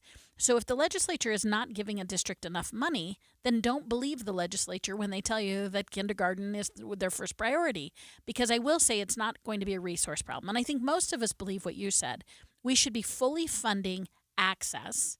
Every kindergartner who wants to go full-time should have the resources to go full-time. If the parent doesn't want to make that decision, that's a decision the parents will make all along their child's career in school. But it's a difference between haves and have-nots in schools, which I agree with you. We can't create an environment where some districts are doing well and others don't have the resources to do well. But I would challenge the legislature that we do have in Utah the funding to go to an all-day program for any school district that wants it. And we do right now because the economy is good and money is plentiful. I think legislators would argue that's not always the case. But the money is not always there. But we always can fund our priorities. It's always. true. It all depends on what your priority is. Don't believe a legislator who says it's their number one priority. They just don't have the money to do it. Though one of those two sentences is wrong. Yeah, you're either going to cut from something else and then redistribute the money. And then I think this opens up a whole nother question of, okay, well, should we be asking these 5-year-olds or 6-year-olds to go to 7.5 hours, or does this half-day kindergarten, is it worth saying, I'm going to sacrifice a little reading proficiency to ease kids into school? Because a lot of kids don't have the time, money, resources to do preschool or pre-K, and this is quite the shock. And again, speaking from experience, this can be very demanding. I have talked to several kindergarten teachers where they say, yeah, full-day kindergarten, it can be effective, but those little guys and gals, they are tired puppies by the end of the day. Right, but I mean, so the only experience I have is kids, right? Yeah. You live with a teacher, but I mean, we're talking they play too, and they nap. Yeah. And this is not rote reading learning from, the checking in at 8 and leaving at 5. So I think that concern has already been handled with the professionals in education who know how far they can push kids. They know the ability of kids to have an attention span. And I suspect the full-day kindergarten, my kids' full-day kindergarten experience was a lot of playing, a lot of fun, a lot of snacking, and then some learning as well. Then you can't have both ways, that we're just having fun but then you see these big jumps in. Oh, no, Dave. We learned on PBS that learning can be fun. Learning can be fun. I think you don't have to have one or the other. Okay, next up, we're going to learn more about these gains, specifically in literacy, in reading, with a literacy specialist with the Utah State Board of Education, who joins us next. It's 10:31 at KSL News Radio. I'm Dan Bonas. KSL's top local story this hour. A Utah lawmaker has introduced a bill that seeks to allow people as young as 18 to open carry guns in public. KSL News Radio's Adam Small has details. The current law allows people as young as 21 to open carry in public, but that doesn't mean everywhere. Bill sponsor Representative Carrie-Ann Lisenby tells KSL.com this bill seeks to clear up some of the confusion in the current law and allow people as young as 18 to open carry in still not all, but at least most public places. Now, if passed, the bill would also allow people who are at least 18 and renting to have guns on their rental properties, including students on college campuses. Lawmakers are set to vote on the bill in the general legislative session in just a few months. Tooele Army Depot says it'll be setting off detonations again today, and these could be heard on the Wasatch Front. Our top national story this hour from ABC News. Israeli Prime Minister Benjamin Netanyahu addressed the people of Iran today, saying Iran's current leaders don't care about their futures. Every day, their puppets are eliminated. Ask Mohammed Deif. Ask Nasrallah. There is nowhere in the Middle East Israel cannot reach. Israeli strikes killed the leader of Hezbollah and other top leaders of that group over the past week. Your money at this moment, the Dow Jones average down on the day 120 points right now, while the NASDAQ is up 19. And our KSL weather, a lot cooler than it was over the weekend. That's next. KSL News Time, 10:32. News news doesn't just mean information or dates. It's the story of our local history being told in real time. Be a part of the story. This is Tim Hughes and Amanda Dixon. We hope to be a part of your story. We have you covered on KSL News Radio. Hey, we have told you about this exciting news about Master Electrical joining forces with Mountain Home Services because you've experienced the expertise and the incredible service of Master Electrical Service since 1954. All of your electrical needs, your EV chargers, your recessed lighting, it doesn't matter how big or small the project is, Master Electrical Service has helped you out with that. Well, Mountain Home Services, they installed my furnace years ago. They've done the tune-ups on it. It's been fantastic. It really has turned into one-stop shopping. So you've got the electrical taken care of, HVAC, heating and air, plumbing. Well, now Mountain Home Services offers fireplaces. And this is a perfect time to talk about fireplaces because the weather finally is starting to change a little bit. Last week was a little bit toastier than fall weather is. So if you're interested in a fireplace, if you want to maybe get a service or a tune-up, make sure you call Mountain Home Services. They can handle all of this. They're the experts. That same high-quality upfront pricing guarantee is included, 100% satisfaction. Just make sure you reach out to Mountain Home Services by giving them a call, 801-543-2222, 801-543-2222, or you can check them out online at mountainhomeutah.com. This song doesn't have a name, but if it did, it'd probably be something about togetherness, because it's a collaboration, not between pop stars and producers, but between music therapists and kids. Music therapy is a treatment that doesn't involve medication or needles, and it's been proven to help children manage pain and contribute to faster healing. So it shouldn't surprise you, it's our favorite song. And just one way we partner with you for a life well lived. Intermountain Health, the power of we. Traffic and weather together brought to you by Sinclair's DinoPay app. Save up to 20 cents per gallon. Here's Lynn Thomas. Taking a look at the screen right here, we have a crash in Centerville that has cleared. Traffic back to normal in Davis County. We've flown along nicely in Davis and Utah County. No worries right there. I-15 is working very well right now. We did have a car accident, a two-car accident, right in front of Broadcast House here on 3rd West. That is heading south, taking the left lane just south of North Temple. Everyone's all right there. And a fire affecting the roadway way out there in the Wasatch. Both directions, SR 35 closed between mile 12 and 20 out there. That's between Woodland and Hannah. Len Thomas in the KSL Traffic Center. It'll be much cooler today with a high of only 78. Sunny skies later this week with highs in the 80s. And right now, 66 degrees with sunny skies. I'm Dan Bomas from the KSL Common Spirit Health Studios. Listen online at kslnewsradio.com for Utah's news, traffic, and weather station. Dave and Dujanovic, your morning companions for talk, analysis, and key perspectives on Utah's biggest stories on KSL News Radio. Utah and full-day kindergarten, that has not always been a thing. It's still not completely a thing. Not every school district requires full-day kindergarten. Some still offer half-day schedules for some classes, for some kids. Others have full-day kindergarten.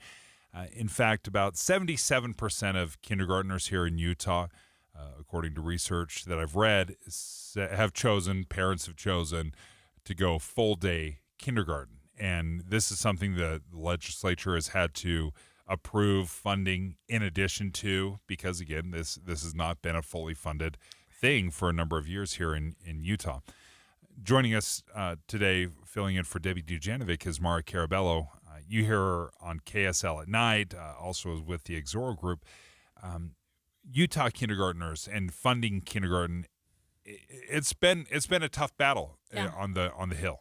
And we're not certain, right? I mean, like, this conversation is because we're still figuring out what's best. I want to talk for a second about some language uses that we use all the time, because the number one compelling reason, it seems, for full-day kindergarten is that your students are performing better. They're looking at proficiency measures. So I want to talk about this word, scoring above benchmark. So, because we talk about that and, that's so important. Well, above benchmark means a student has a 90 to 99% chance of meeting subsequent other literacy benchmarks. So, that increases their chance as they go through school of meeting other benchmarks.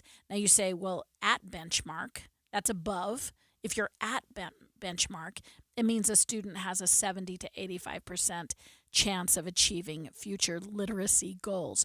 So, Dave, I think we're asking, those are literacy goals, and those are clearly important, but are the kids missing out in other areas?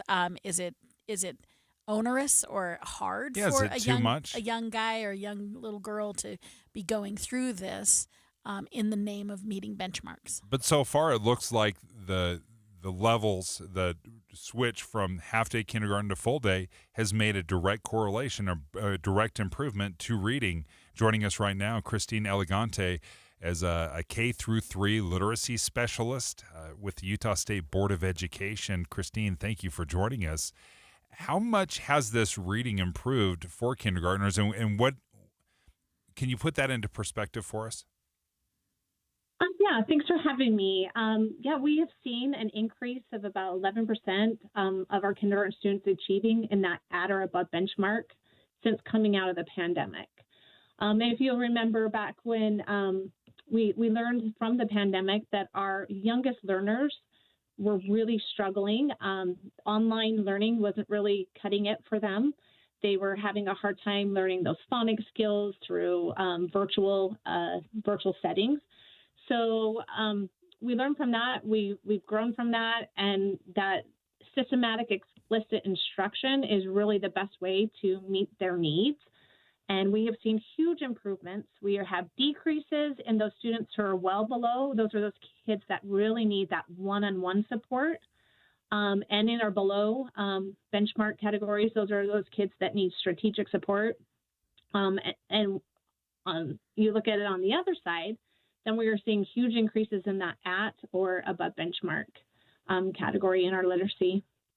So do you have any, as you look at this, so it sounds like you believe that full day kindergarten is playing a major role. So my question is, are there other factors at play in this success? And what, if any, concerns are you looking at for full day kindergarten? Yeah, so also right around the time when we were really working, the legislature was making steps into getting towards having full-day kindergarten funding available for everyone. Back in the 2022 session, Senator Milner sponsored a literacy bill. It was all about early literacy outcomes and improving those outcomes. And a piece of that bill addressed providing kindergarten through third grade teachers with a professional learning, which is based in the science of reading. And through that professional learning, we now have our educators who have a much stronger knowledge of how proficient reading and writing develop, why some students may have difficulty with that, and then ways to most effectively assess and teach literacy. And that is really also making a huge difference. So you have your full day kindergarten, plus you have all of these teachers who now have this knowledge that they should have gotten when they were in those pre-service programs in their colleges, getting their degrees. You put those things together, and now we're seeing great success with those two things coupled together. One of the things that concerns me about this mishmash of half-day kindergarten versus full-day kindergarten, if full-day kindergartners are benefiting and becoming more proficient in reading, and you've got a quarter of kids that are still half-day, they're not enjoying those same kind of improvements, well, by the time you get to first grade, I do worry about the first grade teacher that does have kids that, perhaps 3/4 of the class that is farther ahead, much farther ahead than the half-day kids. And now all of a sudden that first grade teacher is trying to catch everybody else up. Is that a concern, or has that been addressed in any way that you can see? Yeah, so that has been a concern. It's put a lot of pressure on those teachers that are teaching like half-day specific classes of kindergarten. So this past year, I did talk to a few of those teachers who are teaching half-day, and they feel like we are trying to make sure that our kids are leaving in parallel with their literacy and their math skills as their full-day peers, but we've had to cut back everything.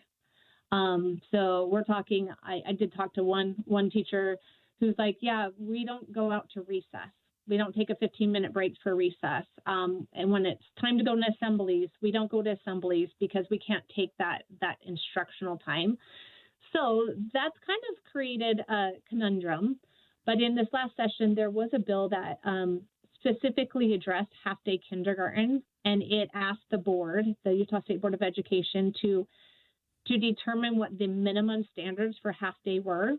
And so we did a lot of research. We went around, we asked communities, we asked parents, we asked teachers of both half-day, full-day.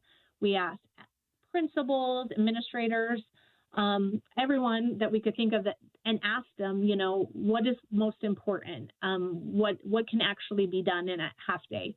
And it was determined that really the most essential thing in a half-day program is teaching it's English language arts and math. And so the board put in board rule that's the minimum standards. Of course, we'd like to integrate or add in, science and social studies when there's a natural connection there, and that's just good teaching. We've seen that a lot in those half-day classes. But really that focus in those half-day programs is going to be literacy and math. Christine Elegante, thank you for joining us. A literacy specialist, specifically K through 3 with the Utah State Board of Education. Thank you for bringing your insight to that. When we come back, we want to take some phone calls, and I want to hear from you because I think this is an important conversation. How's your child adjusting to full-day kindergarten? 801-575-TALK. Has it been overwhelming for your little 5-year-old or 6-year-old? Has it been too much? Do you love it? Have you seen these kind of leaps and jumps in their reading skills, maybe compared to your other kids? But I'd love to hear from you and how your child is adjusting to full-day kindergarten. 801-575-TALK.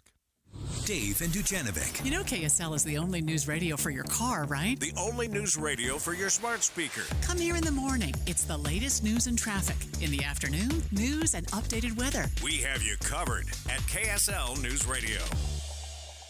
Do you have chirping smoke detectors? What's up, everybody? I'm Mike Wilson with Any Hour Services, and if you've ever experienced chirping smoke detectors, you already know how annoying it can be. A great first step to try and stop the chirping is to change the batteries. If the chirping continues, it's possible that your smoke detector has gone bad. As a matter of fact, a lot of people don't even realize that manufacturers recommend replacing the smoke detector altogether after 10 years. If you remove the smoke detector from the wall, on the back you should find a date of when it was made. Do a little math and you'll know how old it is. Now, Any Hour Services knows being a homeowner means you've got a list a mile long of things to do around the house, and check my electrical system probably isn't one of them. That's why we've put together this radio special for any homeowners listening. One of our licensed electricians will perform a comprehensive inspection of your electrical system that includes testing those smoke detectors and give you a full written report for only $29. But you have to mention this ad when you call. Call Any Hour Services to schedule it. 801-443-7300. 801-443-7300. Any Hour Services.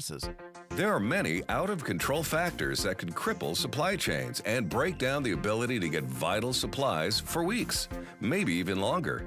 Inflation and political instability means the cost of food could skyrocket.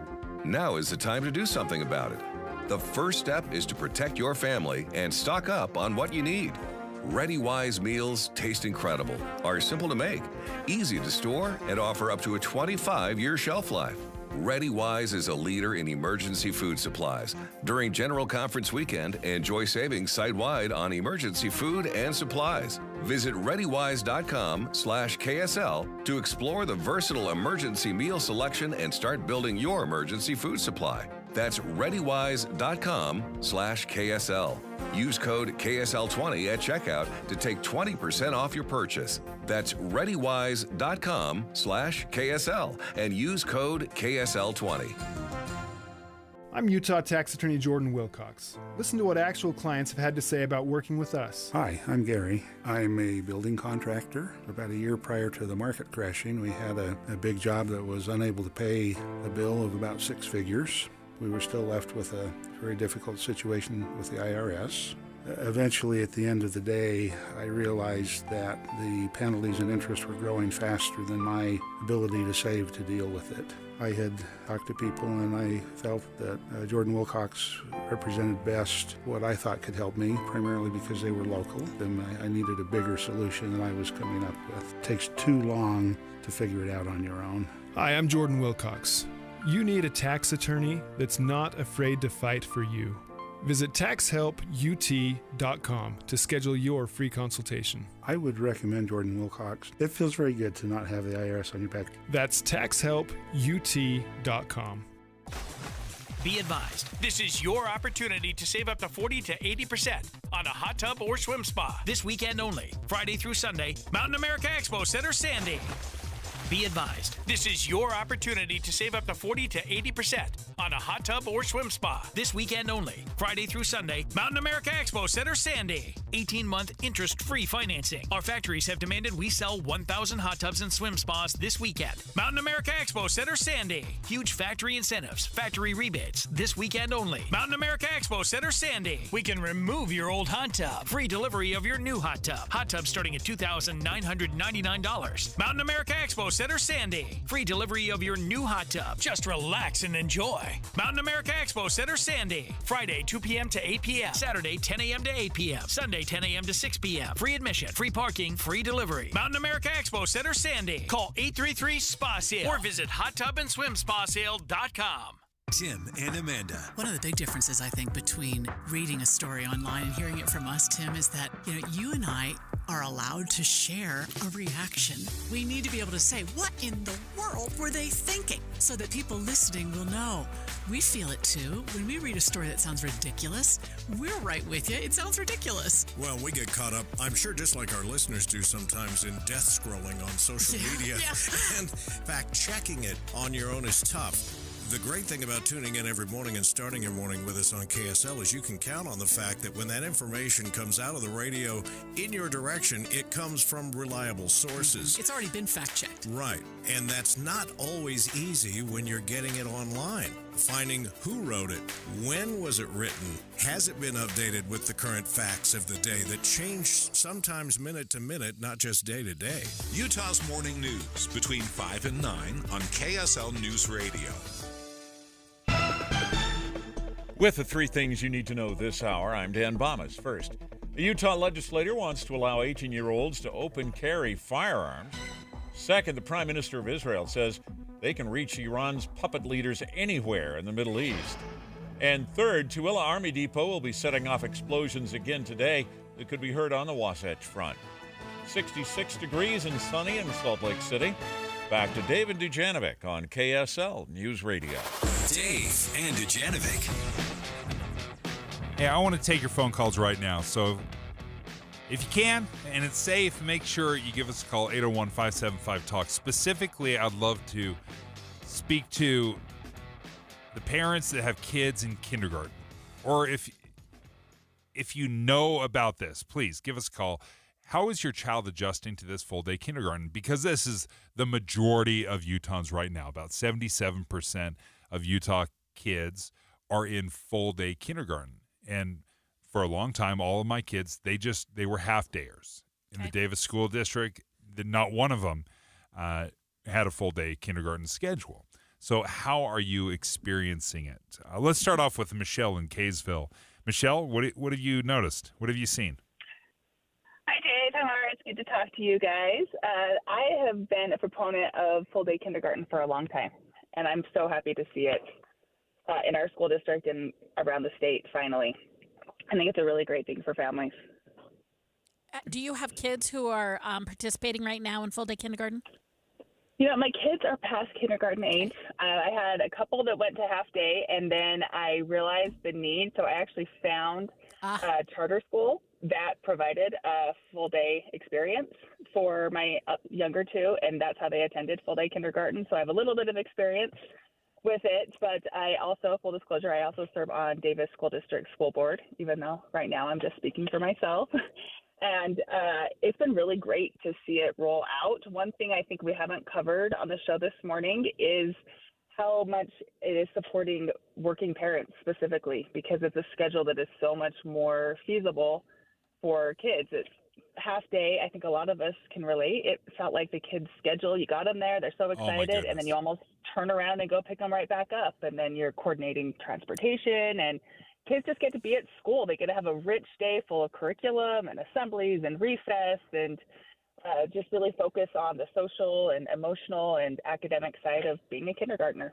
Michelle. I love that you brought up the whole family unit, because Dave and I were just talking about that. I remember the older kids went to half day, and I was like, wait, how long are they here? I guess I'll just hang out in the hallway, because it felt that short, and it was really hard to juggle. I was a working parent, and so it was hard to juggle. So good point on the whole family package. It can be a nightmare, no question. I understand that, and it is better for the parents.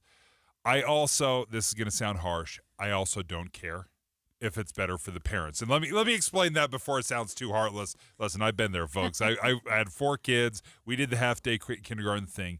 My concerns about full-day kindergarten is that it's too much. You go from nothing, playing all day, to sitting in a class or for 7+ hours. Sure, there's recess for 20 minutes here or there and a lunch, and I get it. It's not all seat time, but we are introducing kids to a lot of school in a hurry. And I'm not as concerned about what's good for the parents as I am what's good for the kids. And there's arguments for half day and full day. I think so often we think, is this going to be good for the parents? Well, let's make sure that it's good for the kids. And then if it happens to be good for the parents, that's a nice little bonus. Yeah, no, I don't disagree, but I think you have to also ask what's good for the family. And there is the whole unit that works. So my question about, I hear the part where we're concerned that these little guys can't make it through the day. But isn't that a matter of tweaking the programming? Is it half or full, or could we nap a little more on full? I mean, couldn't you also make sure that the kids are getting downtime and they're getting recreational time, even though, yes, they are out of their home for a number of hours? Yes, I think you're right on, except that is so incredibly difficult to balance, right? Because teachers know how to do one thing, right? They're like, I know how to teach, I know how to instruct. I don't know how to be a playmate. And can I be a playmate? And can we leave several hours, and it probably needs to be several hours during the day, where these kindergartners can explore and have fun and do something? Well, how do you do that and not have your classroom turn into Bonkersville? Yeah, I do think they have models, though. I think we can achieve play-based full-day kindergarten. Yes, and I hope that is a possibility. It is not the program right now. Mm-hmm. It is not. We look at kindergartners a lot like we do first graders. Like, hey, come to school. We'll learn. Here's the test. We even do testing. We're inserting a standard, which we need. We need standards, but we're inserting that as the goal, not the individual child, is what I hear you saying. Let it soak in. We are testing 5-year-olds. Yeah. Is that the right move? Like, I get there's some proficiency. We got to see where they're at and they're learning, whether they're ahead, behind. But, that's something. Okay. Rachel in Orem. Rachel, what do you think? Hi. Yeah. So I had 2 kids that did half day. My son was actually the first kindergarten class after COVID. And now my third is in full day kindergarten, and she's a summer birthday, so she's younger. And for the first month after school, she was a complete bear. It was like nobody say anything to her. Just totally trying to not push any buttons. And I reached out to her teacher, just like, hey, is this normal? Should I be expecting this? And she said that she's just doing awesome in school. And I've seen that. I've been trying to work with her letters, and now after 6 weeks, she's like, do you know that D makes the duh sound? So I do think it is so helpful. And they're feeling like big kids. Where on the other hand, when my son was coming in off of COVID, they got 2 hours of school. And we saw negative side effects on that end. So I think there's pros and cons to both sides of the class. Rachel, thank you. Yeah, and I've heard that very common where kids are just worn out by the end of the day. Those 5-year-old, those 6-year-old kids that are just worn out by the end of the day. Now, oftentimes kids are highly adaptable, right? So maybe the first 6 weeks are rough. Maybe the first couple months are rough, and then by the end of the school year, that's just I mean, what I they're think used I to. felt that first through 12th grade. I experienced that. I don't think I ever loved the first month. Listen, I had a 9th grader that was a bear. Have you ever had a teenager? Let's get to Megan in Santa Quinn. Megan, what do you think? Hi. Yeah, I have a first grader. So he did last year the first full day kindergarten. And I really think it kind of does depend on the kid, but he was my youngest, so he would have been at home by himself all day if he just did half day. And I think he really, really thrived being there with other kids all day. He's done really well in school. His test scores are extremely high, whereas my daughter who did half day during COVID, like the first year of COVID, she struggles still in school, and her reading levels are well below, like, where they should be. I think it does help, and I think it does make a difference, especially if they're at home or dad, there's no one there to kind of have that social interaction with as kids. Megan, thank you, and we appreciate the phone calls. So, Dave, a couple of our callers have brought up this unique moment in time we're in, which is post-COVID kids. Yeah. You're looking at a handful of parents who are calling in smartly and have a bunch of little guys COVID and post-COVID. And so one thing to think about in the moment, I mean, I like that our educators, like the woman we spoke with before, are thinking long-term, but it post-COVID, a little catch-up. I mean, at home, walloped our kids in terms of socialization and learning. And so full-day kindergarten might be a particularly good fit that needs revision later on, but maybe a really good fit right after the pandemic. Yeah, my takeaway, it doesn't surprise me at all that test scores have gone up in full-day kindergarten. That doesn't surprise me at all. My biggest concern is having some half-day, some full-day. At some point, everybody needs to be more or less at the same reading level, and that just shifts a lot of the problem to the first grade teachers. KSL FM Midvale. KSL Salt Lake City. From the KSL Common Spirit Health Studios, this is KSL News Radio. Utah's news, traffic, and weather station. It's 11 o'clock at KSL News Radio. I'm Dan Thomas. KSL's top story this hour. Wasatch County deputies have identified the man whose body was found on the side of the road near Jordanelle Reservoir. KSL News Radio's Verl Johansson has more. The Wasatch County Sheriff's Office says the man is 61-year-old Patrick Hayes. The state medical examiner's office says the autopsy shows Hayes died from a gunshot wound and said his death was a homicide. Deputies found Hayes' body on Thursday morning north of the Jordanelle Reservoir. Investigators are looking for a second vehicle that they now believe was involved in that incident. Our top national story this hour from ABC News. President Biden says he's directed his team to provide every available resource as fast as possible to the communities affected by Hurricane Helene. We're keeping them all in our prayers and all the lives lost. And those particularly unaccounted for. There's nothing like wondering, is my husband, wife, son, daughter, mother, father alive? The president says he's committed to traveling to that affected area as soon as possible. Your money at this moment, the Dow Jones average down 120 points on the day right now. The NASDAQ is up 11. And our KSL weather, it's not going to be nearly as hot today as it was over the weekend. That's next. KSL News Time, 11:01. You know what's great about KSL's traffic coverage? Trained traffic reporters and real listeners. Trading information and making the commute safer and faster for everyone. Every 10 minutes on the nines, we have you covered on KSL News Radio. Trail mix, beef jerky, mixing all the soda flavors at the gas station soda machine. Snacks are better on the road. The gas is better when it's top tier. And the pit stop is better when there's a dinosaur there. Love the filler moments at a Sinclair gas station near you with DinoCare, our top-tier gasoline. Some sweet and salty snacks for the commute and a big green dino for the memories. Find a gas station near you at sinclairoil.com. Sinclair, fill up your life. Everywhere you look, things are getting more expensive. So at Consumer Cellular, we're lowering the price for those 50 and up. Now you can get unlimited talk, text, and data for $30 a line when you buy 2. That's just $60 a month for 2 unlimited lines. So if you're 50 and up, make the switch and save. Come on, you've earned this. Call 1-888-FREEDOM or visit consumercellular.com today. Requires 2 lines of service, age validation, and credit approval, subject to system and area limits, taxes, and other fees apply. Did you know your skin is the largest organ of your body? Huh? That's why you should shower with Old Spice Super Hydration Body Wash instead of plain old bar soap. Love your skin by super hydrating it with vitamin B3 and glorious notes of vanilla and shea. Did you know that my super hydrated skin is the second largest organ of my body? The first is my heart. Old Spice. Men have skin too. Old Spice Super Hydration Body Wash. 24/7 renewing moisture. With daily use. Inside Sources with Boyd Matheson. Our goal every day on Inside Sources is to help you divide the rage from the reason, elevate the conversation, connect the dots, and make the news make sense in your world. We have conversations with great thinkers, with great leaders, and great people who are just out there making a difference in the world.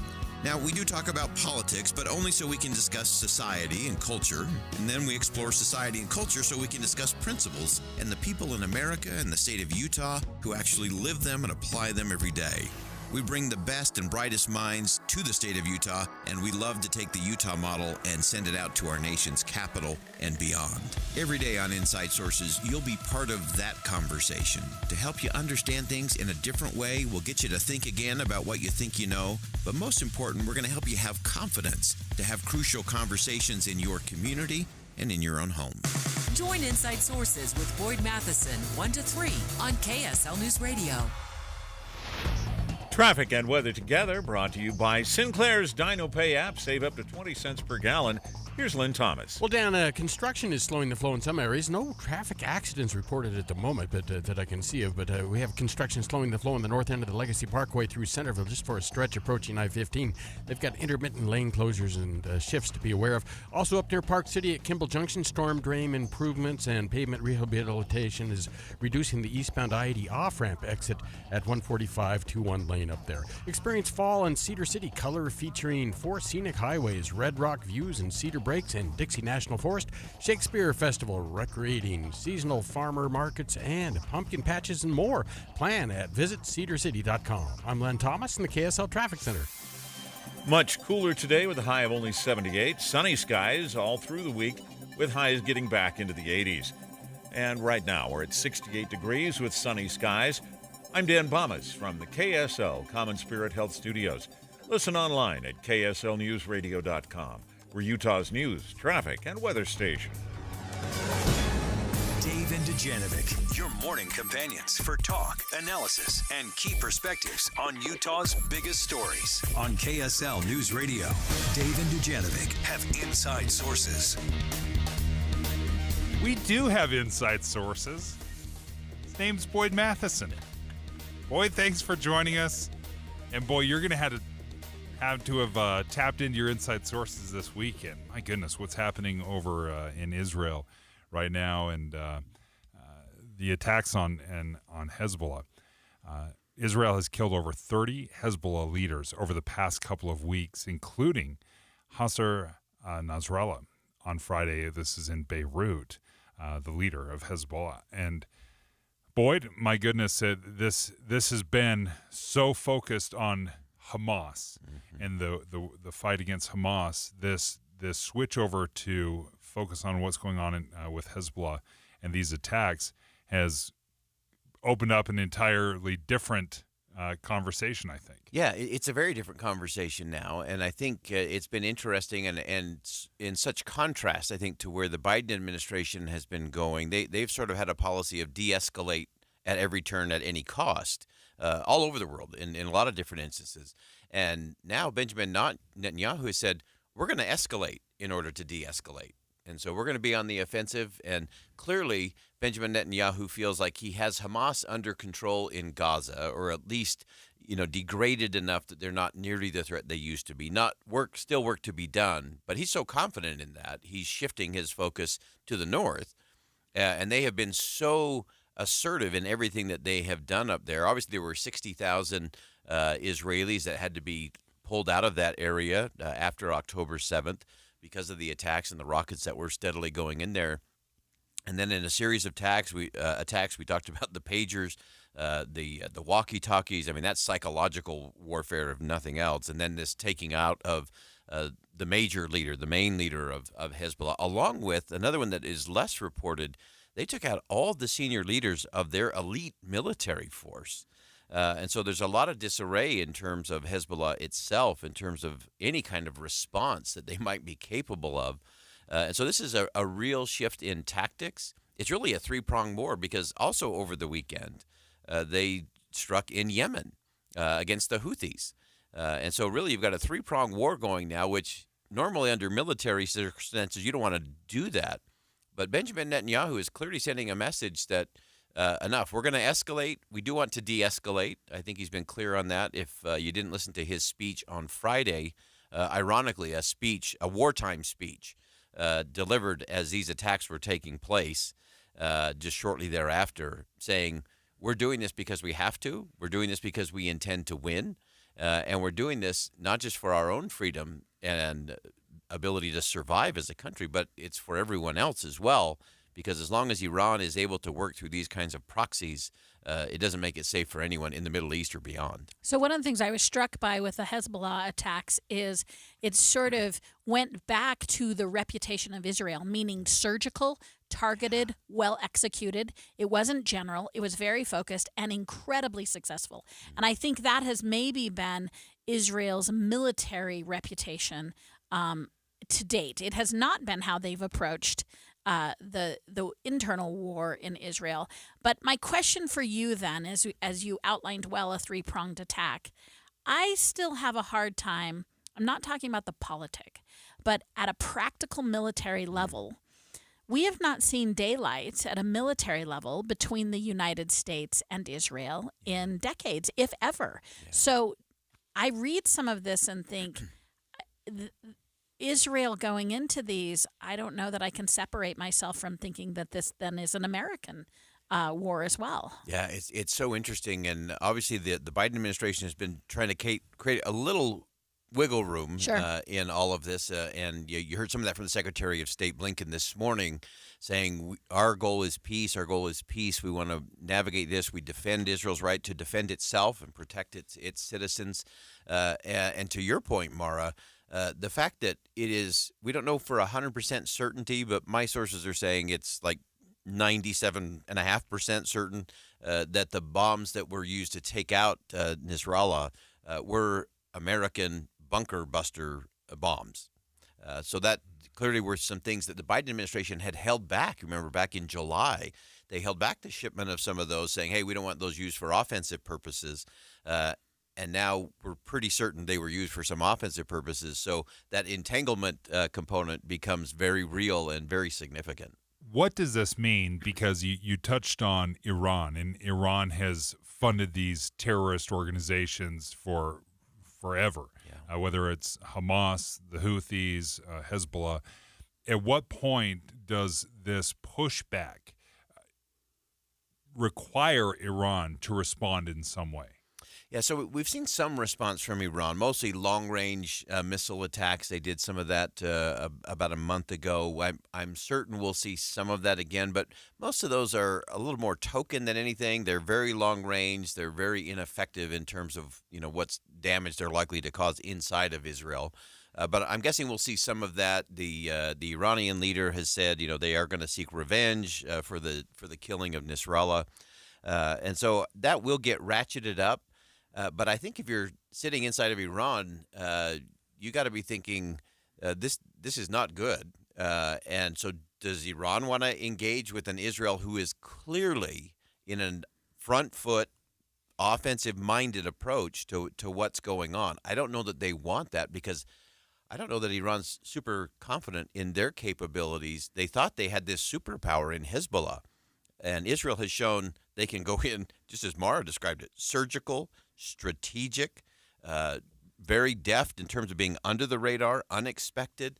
The level of intelligence gathered off the charts, extraordinary to know where all these leaders are and what they're doing and how to take them out with minimum casualties elsewhere. Iran's got to be kind of rethinking in terms of what they do, whether they recoil a little bit and just try to reconstitute and rebuild some of those little faction armies and proxy armies and terrorist organizations, what they really are. And so Israel may pull back, or excuse me, Iran might pull back.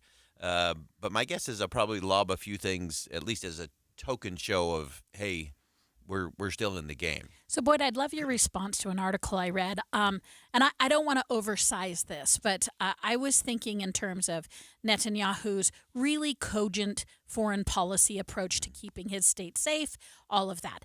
This article, though, made a suggestion that it reminded us that Netanyahu was about to be voted out days before the attack in last October. He had not a grasp on power. He was struggling.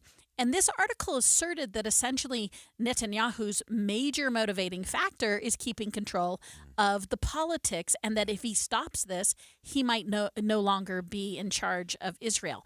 Do you think that is a factor in his decision-making? Yeah, there's a lot of complexities inside of Israel. We covered this, of course, back in the summer. You had massive protests all across Israel with some of the things that Benjamin Netanyahu was doing to limit the power of the judiciary branch, the Supreme Court there.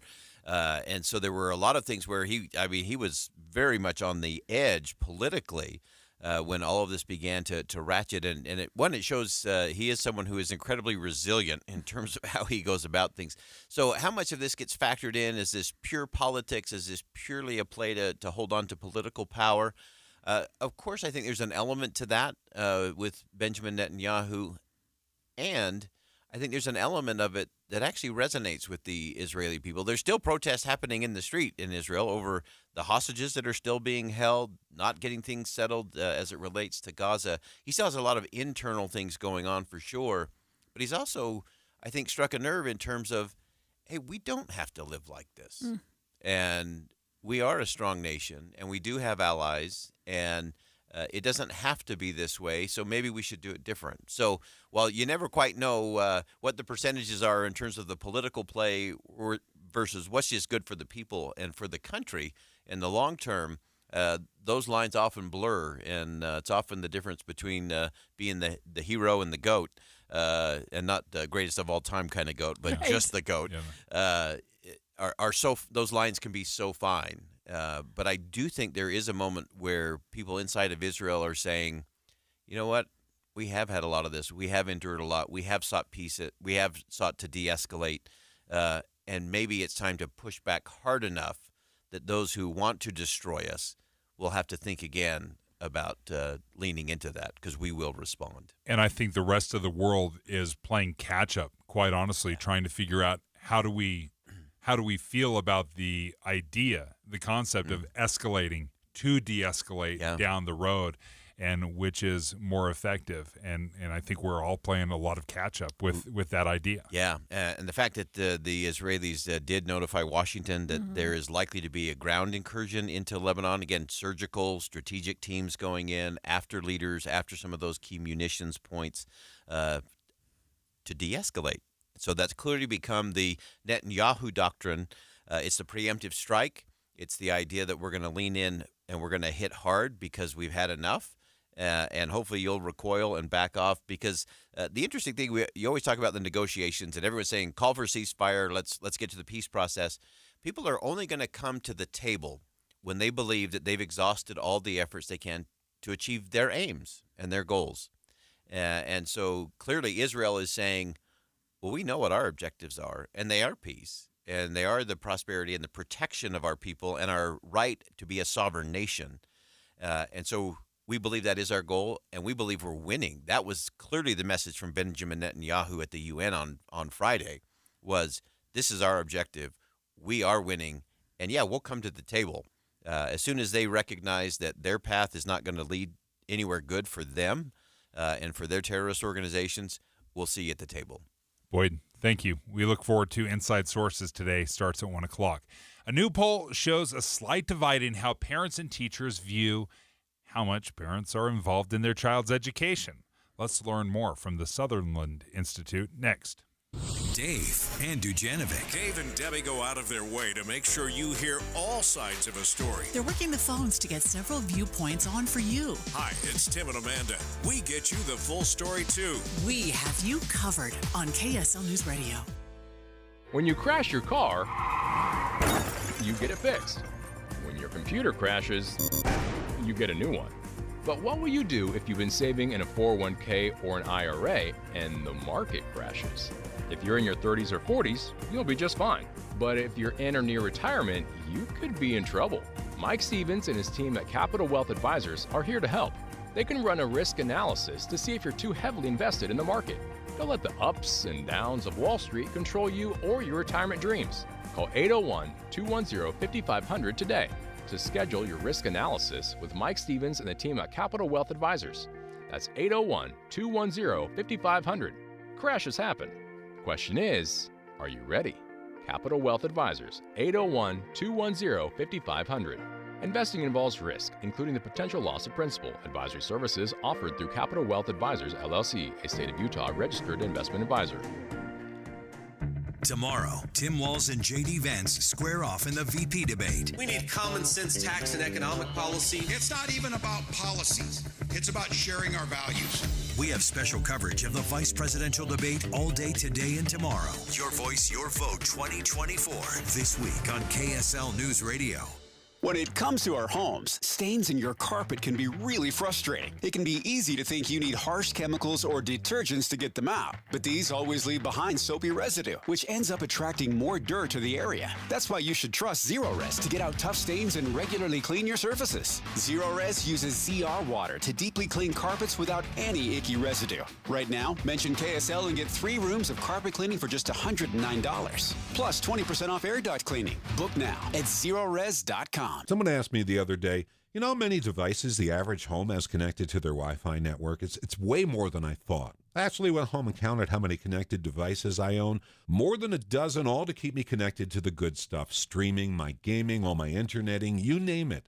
Xfinity knows the number of devices we have connected to our internet is growing by the year. That's why they engineered their gateways to handle hundreds of connected devices. Hundreds. For real. Now through October 10th, get Xfinity Gig Internet for $25 a month for 2 years with unlimited data when you add unlimited mobile. Plus, get Peacock Premium, a $7.99 monthly value, included at no extra cost, and ask how to get an eligible free 5G phone with Xfinity Mobile. Make sure your home Wi-Fi can handle everything you throw at it and then some. Click, call, or visit a store today. Xfinity. Bring on the good stuff. Restrictions apply. Requires paperless billing and auto pay with stored bank account, equipment, taxes, and fees extra. Gig Wi-Fi requires Xfinity Gateway. Xfinity Mobile requires Xfinity Internet after promo. Regular interest rates apply. Actual speeds vary. Any Hour Services free furnace sale is going on right now. If you haven't scheduled your free estimate yet, what are you waiting for? Call Any Hour Services today or schedule online at anyhourservices.com.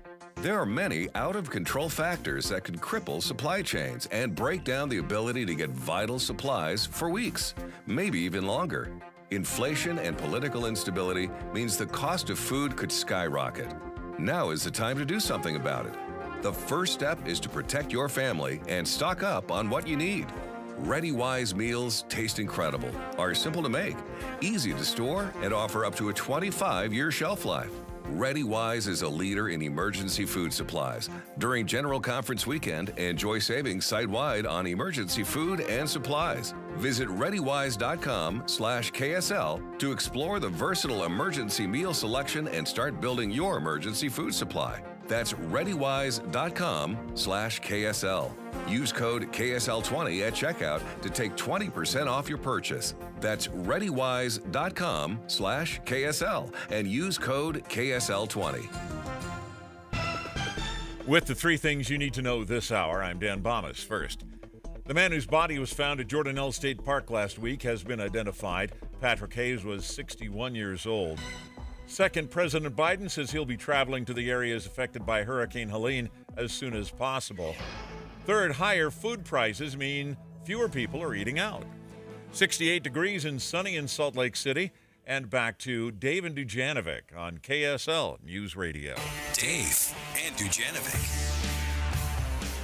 Before we get into some of this really interesting research from the Sutherland Institute, we do need to talk about Verizon, AT&T, T-Mobile. There's been some massive service outages reported by users, and they are aware of this. They are aware of that. In fact, Mara, you told me this morning, you're like, look at this. I know. It's not working. I'm one of the users who this morning, I have been without my phone working since about 7 this morning. I'm trying to keep it together.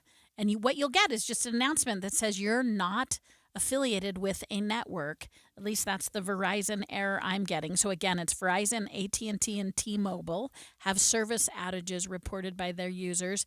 As Dave said, very helpfully, their statement says they're aware of the issue. Now it makes me feel a little better. Hey, yeah, you're out? Yeah, we know that. We know. Yeah, about 105,000 outages were reported for Verizon, just over 1,000 for AT&T, another 1,000 for T-Mobile as well. So the vast amount of outages has been with Verizon, and I'm taking it as a growth moment. just so you know, we're aware of the problem. we don't know when we're going to get it fixed. Is it still not working for you? I just checked. It's still not on for me as a Verizon customer.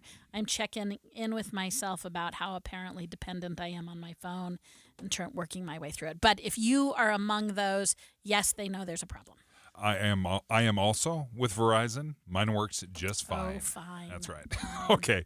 Let's discuss. Let's continue talking about schools. So a new poll shows teachers view parent involvement differently, or how they view parent involvement in schools. The results showed a number of different perspectives from parents and teachers, just how involved parents are in their child's education. Mara, I know you. You're one of those very involved parents, I'm guessing. You know, I was in between. I am very involved, but I'm also super impatient with meetings. And let me just give a shout out to all the parent organizations. You all meet a lot and you meet slowly. So I was always the impatient one. Let's get a move on. I know. I'm like, come on, let's cruise through this. But I loved, Dave, this poll so much. One, I love polling. But it just so clearly pointed out how from our own perspective we come. Yes. So I love how they set this up. It's Y2 Analytics, which is to just tell you it's a serious polling company. And they split it. They said, okay, they talked to 560 likely Utah voters. And then they talked to 610 Utah teachers, which I'll just say good sample sizes on both sides. Now, the parents, 96% of us parents said that we were very or somewhat involved in our child's education. So 96% of us as parents. We're amazing. We patted ourselves so on the involved. back. We are like, yes. And only 4% said, nah, we're not that involved. The teachers rated our parental involvement slightly differently. Just less than 63% said that they were very or somewhat involved. I mean, that's a significant polling difference. That's almost a 30% difference in the teachers going, no. You're not as great as you think you are. Not so involved. Whatever your definition of involved is, it's different. Now, were you involved? Because the other thing I'm going to just point out, let's take a moment. We opened it up to calls a few segments ago about all-day kindergartner. I just want to point out one thing. They were all females who called in. Yeah. So I'm going to say, Dave, were you involved? And do you think it's mostly moms who are involved? Or do you think it's a mix of moms and dads? In our family, it was. Mom was involved. I was not involved. Not that I... Yeah, because I would say I was not Because you involved. hated your children. Though. It's because I don't care about my children. I don't care about their education. But that was mostly her job. Christine Cook Fairbanks joins us right now as the Education Policy Fellow with the Sutherland Institute. I guess there obviously is a disconnect between parents and teachers and how involved we see ourselves. Why is there, or what's the expectation, and why is there a gap between what parents think involved is and what teachers think involved is? Thank you so much for having me and for discussing this polling. From the outset, I'll say that our purpose in conducting this polling was to understand, these two really important groups in education, right? Home life, parents' involvement, and then teachers, who are the most important in-school factor for a student's learning. So we really want to strengthen the parent-teacher relationship And part of that is understanding where they're already sitting, how they're viewing different things in the public education system. So a key question is, parental involvement. And you were talking about some of these numbers. I think it's really interesting. In the very involved category, you had 58% of parents say we're very involved. Only 7% of teachers shared that view. And of course, the question that you're getting at there is, what do you mean by involved, right? And that can mean a lot of different things to a lot of different people. Different parts of the survey would get into what parents say they would do and what teachers say parents would do and things like that. But for this question, it was kind of broad. But it kind of gets to this question of what is most helpful and meaningful to classroom learning or student learning. Clearly, there's a little bit of a disconnect there between what teachers need and what parents think they're doing. So, and there's also a national poll that says, teachers feel like they're not getting enough support from parents in homework, in classroom behavior, and also in making sure they're actually attending, right? We have this chronic absenteeism, things like that. That's really a tough challenge. So I think there's a lot of people looking at this, but, we wanted to look at Utah specifically. So, Christine, I loved how you set up what the goal of your institute was here. I'm going to continue on that. You also held a panel, and you brought together a legislator who had sponsored the One Size Fits All scholarship program, an Ogden Granite School District former superintendent. You had a chair of the State Board of Education, and you participated. As you listened to the panel, and the theme was the health of the parent-teacher relationship, what were some big headline takeaways from that panel discussion? Yeah, I think the biggest thing that I took away from that, and I even wrote a publication recently, is that Utah has actually done quite a lot in this area, right? There's been a lot of legislation about, increasing parent access to curriculum, understanding what's out there, what students are seeing, increasing their opportunities to be a part of curriculum approval. So these really clear kind of parent engagement opportunities. But what I think is missing is maybe some implementation or even just information. There's kind of an information lag of what opportunities are there. One thing that I wrote about in the publication is we did this review of all of the public school districts and looked at how easy it was to find their parent rights or parent access policies and how easy it was to find information on curriculum and things like that. And so we go through, the good news is every single district has a policy on their website. The vast majority of them are accessible. But when it comes to actually posting information about curriculum, for instance, you get a lot less when you look at how easily accessible it is. We have different metrics for that, like 2 to 3 clicks away from the homepage, or if it's organized by grade and subject, just kind of user-friendly things, it gets a lot weaker. And so part of what we were saying here is we don't necessarily even need legislation for that. It's just awareness of how could we improve the information that's already out there online on websites. And then also there is a legislative component to it as well, a potential for a grant program where you can reward teachers who are proactively putting out information that can elicit parent engagement. And the idea and the hope is that we could incentivize behavior rather than mandate it. We did some polling earlier in the year, and it's very clear that Utahns are sensitive to the burdens being put on teachers, which is right. And I think if you can't get the teacher part of this right, I don't think you'll get the policies right. So both of those are also available in the publication as well. Christine, thank you for joining us. Christine Cook Fairbanks is the Education Policy Fellow with the Sutherland Institute. And I want to continue this conversation. She had so many interesting tidbits of what is going on and what expectation is between parents. How involved are you in your school? How involved are you in your kids' education? What do teachers think? Because there is a massive gap between what you think and what teachers think. And I want to continue this conversation with you, Mara, because there's so many details here from this research. I think it's crucial to continue this conversation. Specifically, okay, teachers, if you think we're not that involved, tell me how I can do better. Great question. It's 11:31 at KSL News Radio. I'm Dan Bonas. KSL's top local story this hour. The International Longshoremen's Association threatening a strike that could shut down ports in the east and on the Gulf Coast. The president of the Utah Retail Merchants Association, Dave Davis, tells David Dujanovic Utah can't do its part in the supply chain until those goods leave the ports. It really is a chain, and it's the old adage about the chain is only as strong as its weakest link. This would represent, if there was a strike, a weak link in that supply chain. AP reports if the strike takes place, it'll affect truck drivers, warehouse workers, and factory workers across the country. Our top national story this hour from ABC News. A vaccine is in development for one of the most common gastrointestinal illnesses, norovirus. Moderna is conducting a clinical trial, hoping to enroll 25,000 people in the study. 465,000 people went to emergency rooms with norovirus infections last year. Your money at this moment, the Dow Jones average down 148 points on the day right now. The NASDAQ has also slipped into negative territory, down 19 points. And our KSL weather looks like sunny skies and certainly cooler than last weekend. That's next. KSL News Time, 11:32.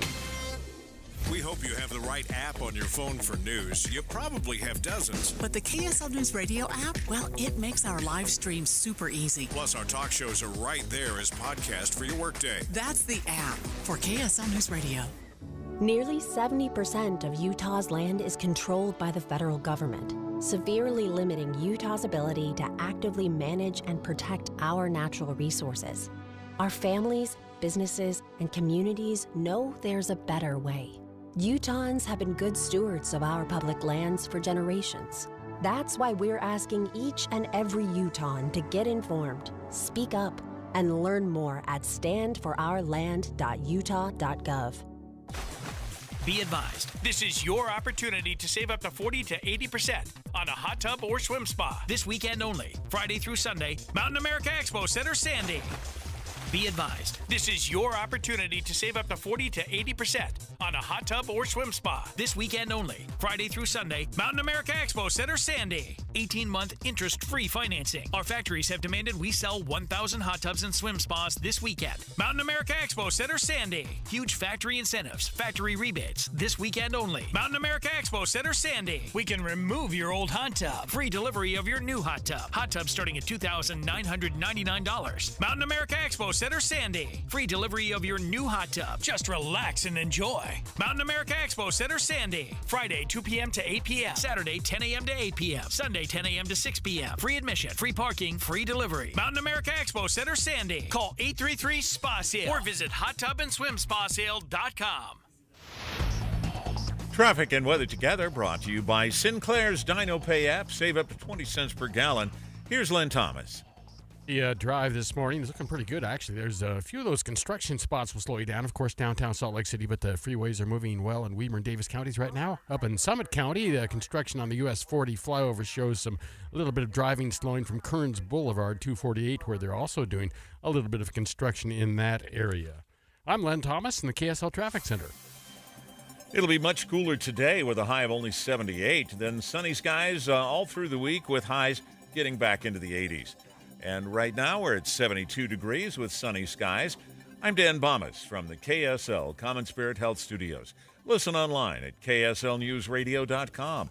We're Utah's news, traffic, and weather station. Dave and Dujanovic, your morning companions for talk, analysis, and key perspectives on Utah's biggest stories on KSL News Radio. This research is fantastic.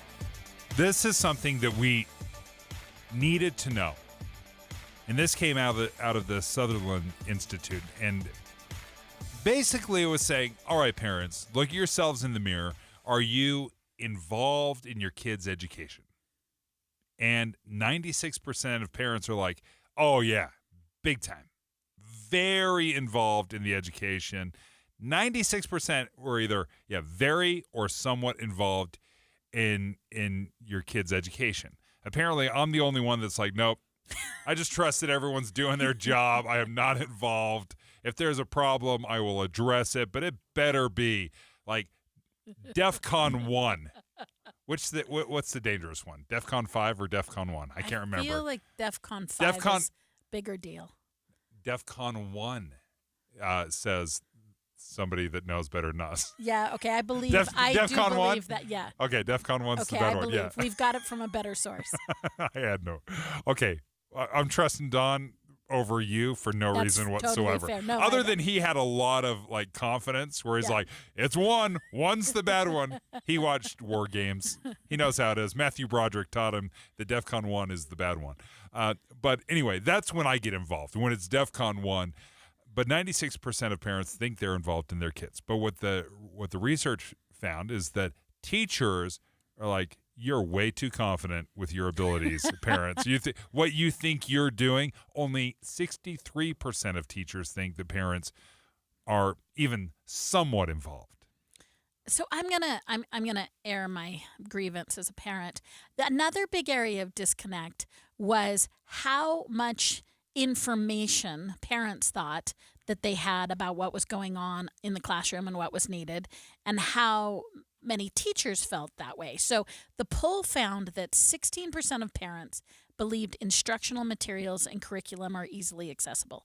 I'm going to be in that team of saying I found that I got a lot of emails, but I didn't feel like I ever knew anything. And I don't know, that could be looking in a mirror right now. I would accept that. So, but the majority of parents, 62%, believed classroom content was only somewhat accessible. So most of us believed that it was hard to get to. Yes. The flip side of that, almost directly flip, the majority of teachers, 55%, believed that classroom content was extremely or very accessible. So teachers are like, I'm telling you all day, every day what's going on. Parents, 62% of us say, no, we never know what's going on. That is so fascinating, and it rings true. I feel like I've felt like I don't know what's going on. I feel like my teachers in my kids' lives have been exacerbated, or so exhausted by me not knowing what's going on. They both seem true. Have you ever noticed that when you were describing that, I think part of the problem, and this happens everywhere, like you and I, big sports fans, and we could have this conversation about sports, and I'll tell you, my wife will think we're speaking another language. Right. She will not understand any of us. That's not where her interest and passion is. A lot of people are that way with politics. Like, I don't even know what you're talking about. I think teachers sometimes get sucked into this, and they don't realize we don't know what you're talking about. When you talk about SIPS testing, that doesn't mean anything to me. It's a great point. Rise testing, I have no idea what that is.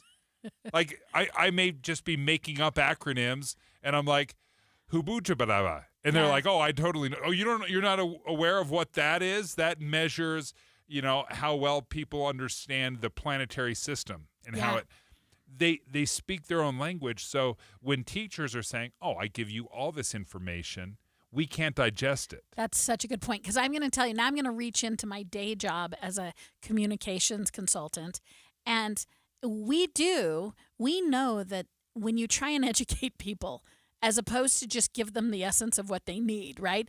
I think you're right. I think they're giving me too much information, so I actually know nothing. Yes. And really, you and I started also coming from a point that says, I think you're doing a great job, teacher. Like, I don't need you to, and I think a lot of parents are putting pressure and putting out there the energy that says, I'm watching you and I suspect you. I'm not. I think you're doing great. You don't need to persuade me that you're doing great. I need you to simplify 3 bullet points about what you expect from me this week and how I can be a better parent. I think you might be right. They're giving us so much because they want to make sure that no one ever said they didn't have all the information. And I think there's too much for me as a parent sometimes, and so I don't see any of it. If I were to give a piece of advice to teachers of how you can communicate with me better, you've got to dumb it down to See Spot Run. Yeah. It's like, Dave, I need you to read this book specifically to your son for 30 minutes a day. It needs to be that detailed. I don't need to know the reason and the why. I need a link. Watch this YouTube video with him. Make sure that he sees it. Make sure he watches it. This is an area where he is struggling. Whatever it is, it needs to be so crystal clear to me. I don't need the reasoning behind it. I don't need the history. I just say, this is what I need from you trust me, this is going to help your kid. I will give you a thumbs up, and I will complete that assignment. I will check it off. But what I can't do is, of the thousands of emails that I receive in a week, go through, see 9 from my teacher, and if you think I'm going to go through all 9 with a fine-tooth comb, there's no way. Yeah, so I'm going to be a little semantic with you. We don't call it dumbing it down anymore. We call it simplifying. And it's because it's easier, actually. Think about this. Something you know. Listener, what are you an expert in? It's easier to write 3 paragraphs about your expertise than it is to write 3 bullet point sentences. Because what you're saying is, prioritize it for me. You're the expert. I'm not. You don't need to teach me how to be a teacher. You just need to tell me what I need to do as a parent. What I love about this conversation that was had and the polling, again, it was, you can read the whole article in the Deseret News. It was an article that came out September 25th. But what was great about it is they started to put analytics to what we all think. Teachers care, parents care. Teachers report caring a lot, parents report caring a lot, right? Like we both know we're interested. And yet then you start to see that both sides have a different perspective of what the other is doing. You know, the parents thought they were super active. Teachers were like, nah, not so much. The teachers thought they were super great at communicating. Parents were like, nah, not so much. And again, we want to know exactly what you're looking for. Are you looking for volunteers in your classroom? Right. Or does that just muddy up the waters? Is that just too many people, too many cooks in the kitchen for you? Do you need us to help with reading classes, one-on-one? Do you need more help at recess? Whatever it might be, what can we do to be helpful? I think we're willing to make sacrifices, but I think it's unclear what role you want us to play. And especially when it comes to homework and helping with our kids' homework, maybe there needs to be some training there of, hey, this is how you help your kids with homework. Yeah. Don't do it for them, but this is how you can support them. I'll be honest, I don't totally know what is helping and what is hurting. All I'm trying to do is get that assignment completed. That what you just said is really something that the study indicated.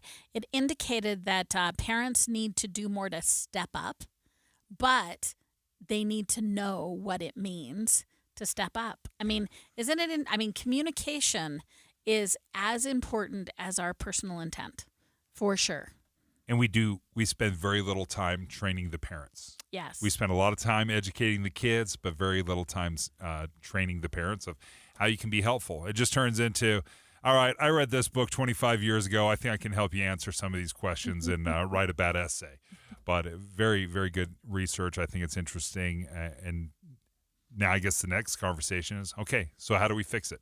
If parents don't think adults are involved enough, then great. Tell me how. Tell me how to fix it. When we come back, this is one of the most shocking stories I've seen come out of Utah in a while. You're going to think I misspoke when I say these two words together. Reasonable concessions. You go to a game, you go to a sporting event, you've never heard those two words ever used in the same sentence in history. I'm doing it. I'm bold enough to say I'm going to walk you through who is going to offer reasonable concessions. Dave and Dujanovic. Current events can have a lot of moving parts. Our job is to make it easy to keep up. You're part of a bigger world, so spend 15 or 20 minutes here and be part of it. Join us weekday mornings between 5 and 9 on KSL News Radio. Transform your old, outdated kitchen with Half Price Granite. For a limited time, Half Price Granite is offering special pricing starting at $25 per square foot installed. That's lower than most big box stores. These prices are some of the lowest around. Granite, quartz, marble, and quartzite, all starting at $25 per square foot installed. Call 801-486-1700 or visit halfpricegranite.com. Half Price Granite, affordable luxury. Hi, I'm Angie Hicks, co-founder of Angie, and one thing I've learned is that you buy a house, but you make it a home. Because with every fix, update, and renovation, it becomes a little more your own. So you need all your jobs done well. For nearly 30 years, Angie has helped millions of homeowners hire skilled pros for the projects that matter. From plumbing to electrical, roof repair to deck upgrades. So leave it to the pros who will get your jobs done well. Hire high-quality certified pros at Angie.com. Small business owners, we know finishing your to-do list can feel like climbing a mountain, but that mountain is also covered in banana peels. Then when something new gets added to your list, you're like, nope, I'm already climbing this huge, super slippery banana peel mountain of a to-do list. At Progressive, we don't want to make your day any harder. That's why we make it easy to manage your policy on our mobile app, so climbing that banana peel mountain feels more like a leisurely stroll.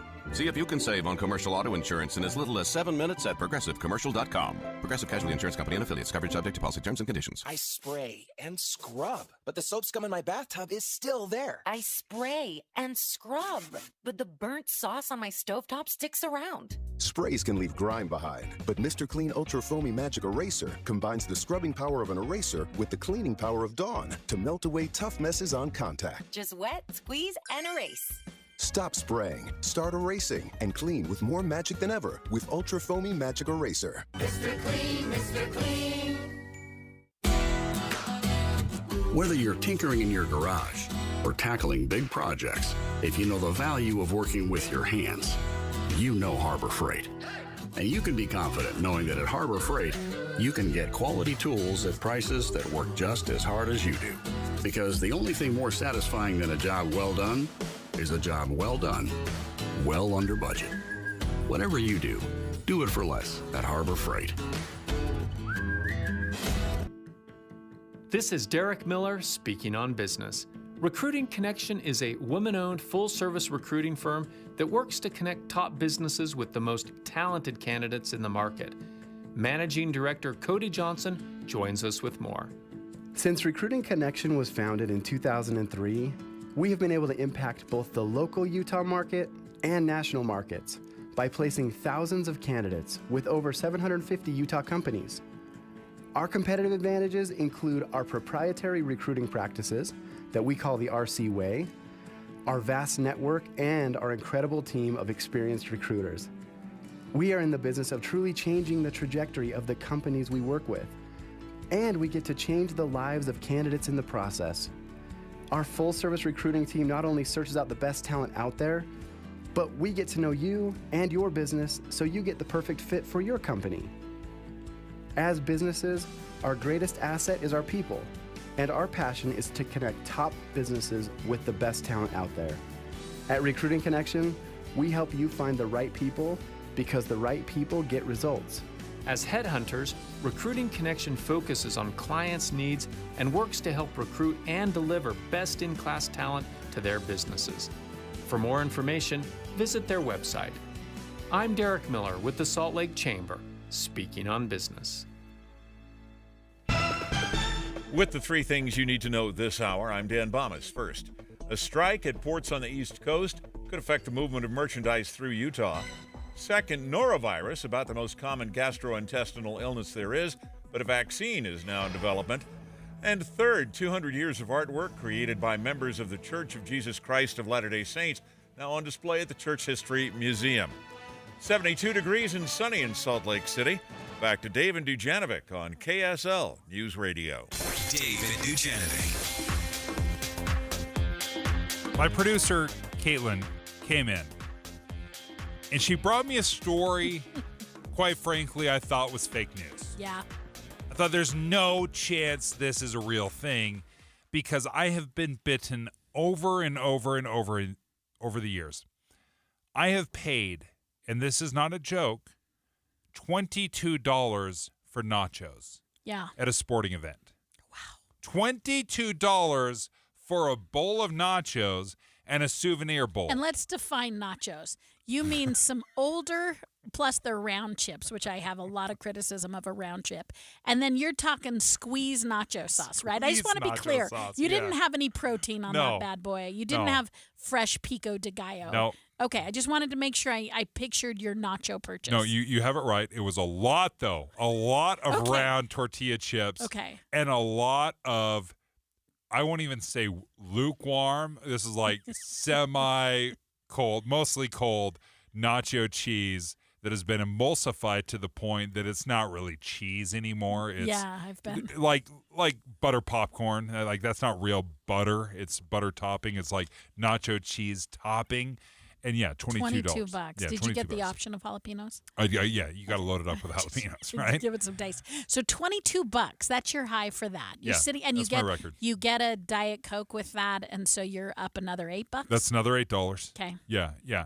Okay, well, here in Utah, reasonable concessions. What? That is what the Utah Hockey Club is going to do this season. Not just for a one-day Thirsty Thursday or whatever promotion you are getting, one day, dollar hot dogs, whatever it might be. They promise, again, this is the Utah Hockey Club. This is our new NHL Hockey Club. We haven't had game one yet, but this is the promise they just threw out there. Available for all home games this year. Can I just start throwing out numbers at you? Yeah, I'm gonna say, amazing. okay, what's the worst you've ever paid for a bottle of water that you can remember at a sporting event? I feel like $5-6 is what I pay for a bottle of distilled, non-fancy water. You are correct. That is exactly what what you pay for a boring bottle of water that, let's be honest, it's tap water. Yes. Tap water that has been bottled. I have bemoaned my $9 water and banana at Disneyland for years. I will never get over that. But they will give you some bottled water from Dasani for $2. Wow. A $2 bottle of water. That's maverick prices. It is maverick prices. All right, a box of popcorn. And let's be honest, stadium popcorn is about the taste and texture of cardboard. But that being said, some of you guys love it. It stores well. It does, in a big warehouse that they pull out.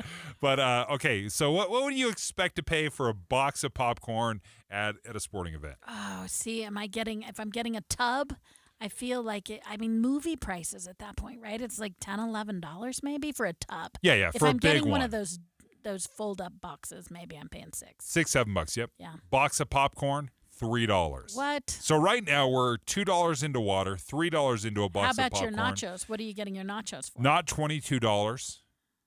Not $22. A nacho is going to set you back $3. Ooh. $3 nachos. Hot dog, another $3. Wow. $3 hot dog. Okay, now I've loaded up on water, popcorn, nachos, hot dogs. Now I'm looking at a little dessert. Okay. Some Far's ice cream, $3. Really? So that entire, let's call it a meal, although you should check with your doctor, because although you have gone with water, you do have popcorn, nachos, hot dogs, and ice cream to top it off. But if I'm counting right, Dave, you're $14 into that meal. Can you imagine going to a sporting event, walking away with water, popcorn, nachos, hot dogs, ice cream for $14? So, Dave, let me be suspicious because I'm loving this. Yes. But where they're making their money. Now, I will say that sometimes the vendor is a third-party vendor. It's not the owner of the team. So who knows? It depends on the stadium you're in. But, I thought they needed the money to, support the infrastructure off of my $10 purchase. And let's be honest, you charge what you can get. You charge what people will pay. Sure. That is typically how it is. Yeah. I've actually worked the concessions at football games before, like as a fundraiser. Yeah. So I've done this, and it is thousands and thousands of dollars per till that we were making. Yeah, it was amazing. Enormous profits for. Here, let me give you a handful of French fries. Yeah. Oh, $7 Inexpensive seems to reasonable. make food. Captured audience, high demand. Yes. You're on a mini vacation whenever you go to a sporting event. Yeah. So you're throwing out your Benjamins like nobody's business. But the Utah Hockey Club has decided that for all the home games this year, that you're going to have a complete dining experience for $14. And that entails a water, a popcorn, a nacho, a hot dog, and an ice cream.